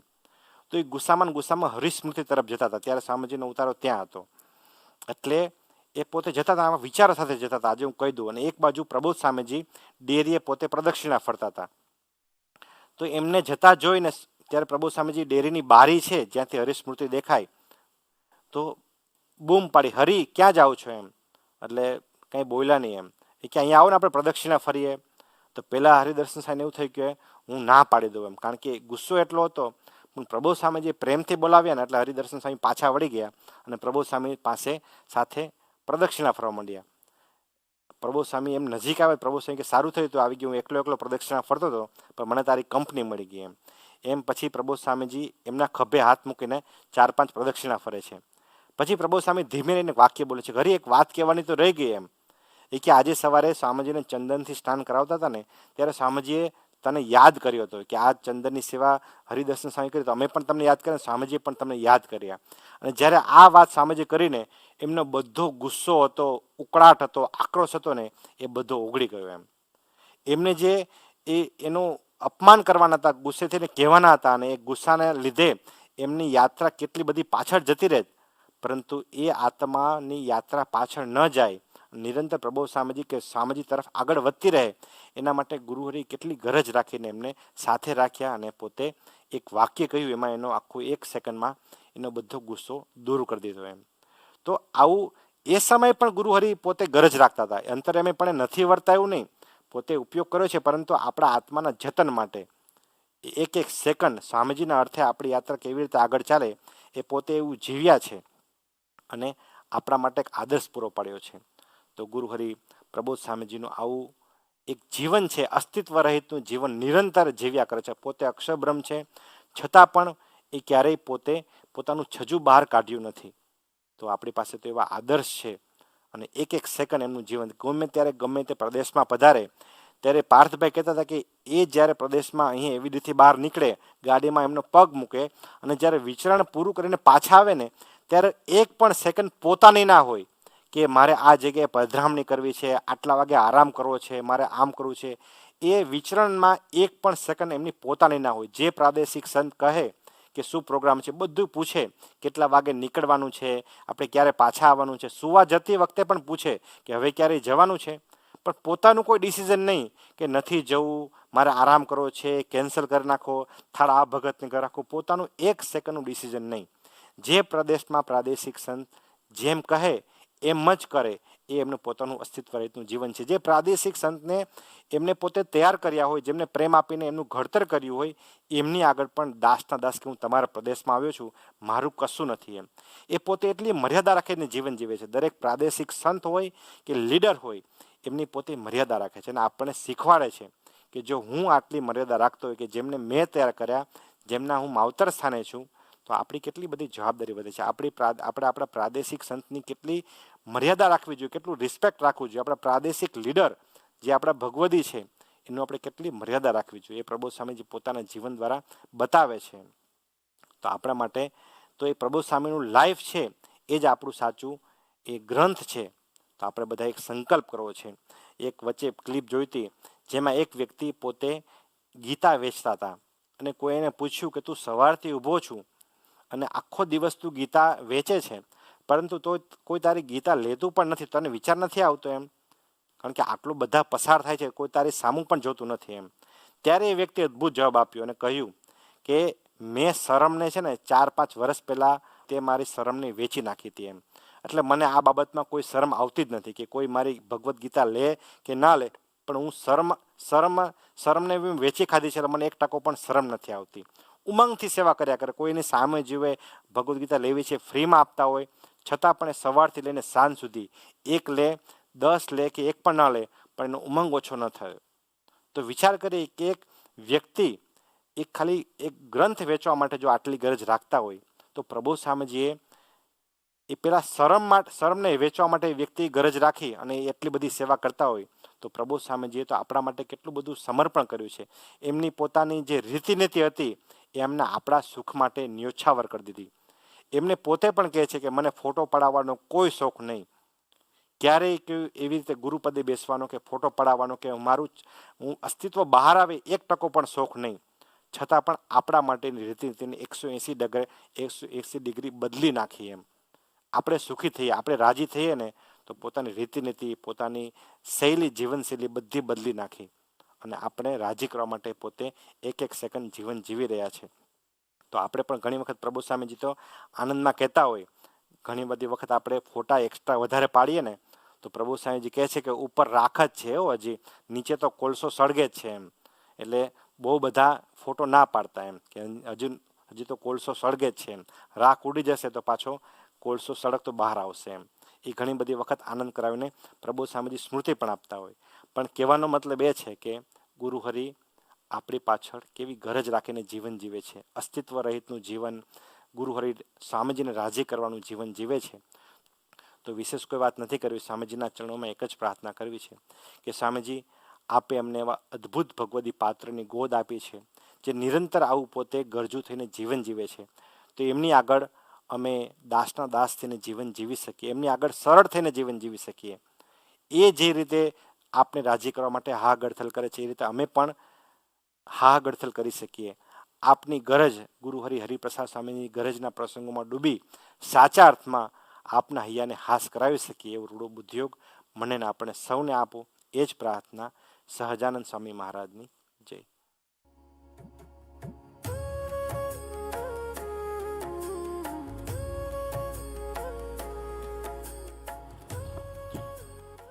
પ્રભુદર્શન સ્વામીજીએ વાત કરી કે ગુરુ હરિ કેવી રીતે નાની નાની વાતો દ્વારા આપણે આત્માનું જતન કરી રહ્યા છે. એમને પોતે એવું જીવન જીવવાની જરૂર નથી. પોતે તો સ્વયં સુખમય મૂર્તિ છે. એમને પોતે યાત્રા તો કરવાની જરૂર નથી. છતાં પણ આપણે નિરંતર એક ડગલું આગળ ચાલી શકીએ અને આગળ ચાલવા માટે સુરુચિ પ્રગટે અને સત્સંગ માટે ગરજુ બનીને જીવી શકીએ, એ માટે એવી ગરજનું દર્શન પોતાના જીવનમાં નિરંતર કરાવી રહ્યા છે. તો આજની સભામાં આપણે ભગતજી મહારાજના જીવનમાંથી 2 મુખ્ય પાસાના દર્શન કર્યા કે કેવી રીતે મહિમાથી જીવન જીવતા હતા અને સાથોસાથ આટલા બધા પ્રસંગો ક્રોનિક બન્યા છતાં બી પોતાની ગરજ ક્યારે ઓછી ના થવા દીધી. તો આજે સંકલ્પ અને પ્રાર્થના કરવાનો દિવસ છે કે હે સ્વામીજી, આપે કૃપાએ કરીને ભગતજી મહારાજ અમારા માટે આદર્શ આપ્યા છે, તો એ જેવું મહિમાથી નિરંતર જીવી ગયા અને ગરજ રાખીને દરેક પ્રસંગે દરેક પરિસ્થિતિનો સ્વીકાર કર્યો, એવી રીતે આપે પણ અત્યારે સમાજમાં ઘણા બધા એવા મુક્તો જીવે છે, એમના તરફ અમે નજર રાખીએ. અને આપે કહ્યું છે એમ કે મહિમા માટે ભગવદીનો સમાગમ અનિવાર્ય છે. તો આપે કૃપાએ કરીને એવા ભગવદી પાત્ર પણ આપ્યા છે, અમને કિશનજીની ગોદ આપી છે. તો અમે એમના સમાગમે અમે સત્સંગ માટેની ગરજ નિરંતર વધારતા રહીએ અને આપના મહિમામાં આપનો જે મહિમા છે જેમ છે એમ સમજી શકીએ, એ માટે અમને ખૂબ ખૂબ બળ બુદ્ધિને શક્તિ આપજો. એ જ પ્રાર્થના સહજાનંદ સ્વામી મહારાજની જય. સભાની સમાપન કરીએ એ પહેલાં એક અનાઉન્સમેન્ટ છે કે આપણે દર વર્ષે જેમ હરિનવમીનો ઉત્સવ, હરિનવમી અને રામનવમીનો ઉત્સવ ભેગા મળીને ઉજવીએ છીએ, એમ આ વર્ષે પણ તારીખ એપ્રિલ 4 2026 શનિવારના દિવસે આપણે સૌ ભેગા મળીને હરિનવમી અને રામનવમીનો ઉત્સવ ઉજવીશું. તો આપ સૌને વિનંતી છે અને પ્રાર્થના છે કે આપ સૌ તો પધારજો જ, પણ સાથોસાથ આપના પરિવારના સદસ્યો, સાથી મિત્રોને પણ આમંત્રણ આપજો. અને આ જે ફિઝિકલ કાર્ડ્સ છે એ પણ મંડળના કાર્યકર્તાઓ પાસે આપ આની માહિતી મેળવી શકશો. તો આપ સૌને પ્રાર્થના છે કે એપ્રિલ 4, 2026 હરિનવમી ઉત્સવમાં પધારજો. સાથોસાથ આ વીકમાં ઘણા બધા હરિભક્તોનો બર્થડે ગયો છે. એમાં હરેશભાઈ શ્રોફ એડિસન, અનિલભાઈ રાણા ક્લિફ્ટન, માર્મિકભાઈ પટેલ સોમરસેટ, જયભાઈ પુરોહિત લેક હાયાવાથા, સરમંગલભાઈ વાઘેલા ક્લિફ્ટન, હેમંતભાઈ ગોહિલ જર્સી સિટી, આનંદભાઈ પટેલ એડિસન, પ્રત્યુષભાઈ સિન્હા લિંકન પાર્ક, હાર્દિકભાઈ પટેલ નટલી, હેમંતભાઈ મહેતા જર્સી સિટી, જિજ્ઞેશભાઈ સંઘાની એગ હાર્બર ટાઉનશીપ, મોનાર્કભાઈ રાઠોડ જર્સી સિટી, સનીભાઈ દેસાઈ જર્સી સિટી, કનિષ્કભાઈ દેવડા જર્સી સિટી, રજેશભાઈ મહેતા જર્સી સિટી અને હરિભાઈ પટેલ પિસ્કાટવે. આ હરિભક્તો જો સભામાં પધાર્યા હોય તો આપ સૌને પ્રાર્થના છે કે ઠાકોરજીની આરતીમાં જોડાવજો. કાં તો આપના કોઈ આપના પરિવારના કોઈ સદસ્યો સભામાં પધાર્યા હોય તો એમને પણ પ્રાર્થના છે કે ઠાકોરજીની આરતીમાં જોડાવાશે. અને આજના ઠાકોરજીના દર્શન એકાદશી નિમિત્તેના છે, તો આપ સૌ આરતીમાં પધારજો. આપ સૌના દર્શન આવતા રવિવારે સવારે 10:30 વાગે કરીશું. સૌને જય સ્વામિનારાયણ. દાસના દાસ બનાવશું. કારણ રોડો કરવાને કાજે ગોદમાં લીધા તે અમ સહુને આજે હરી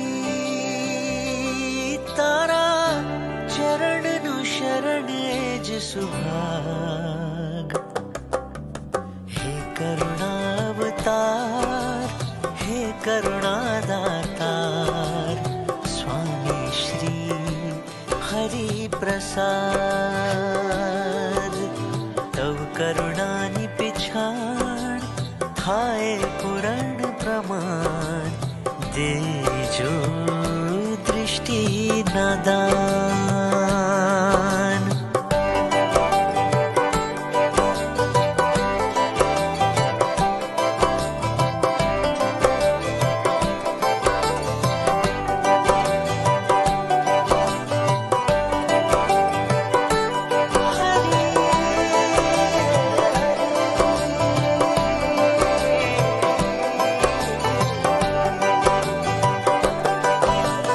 દાસત્વ ભક્તિને અહમથી મુક્તિ દેવા કરતો તું નિત્ય જુક્તિ. જન્મ જન્માંતરની આત્મ શુદ્ધિની કરવી વિશુદ્ધિ એ તારી પરાભક્તિ. હૃદયમાં લગાડી અગન તવ પ્રીતની, ક્ષણ પણ જવા દે નહીં એક વ્યર્થની. જો હું જાઉં દૂર તો આવે તું હજૂર, વહે કરુણાના પૂર. હે કરુણાવતાર, હે કરુણાદાતાર, સ્વામી શ્રી હરિ પ્રસાદ. તવ કરુણાની પિછાણ થાય.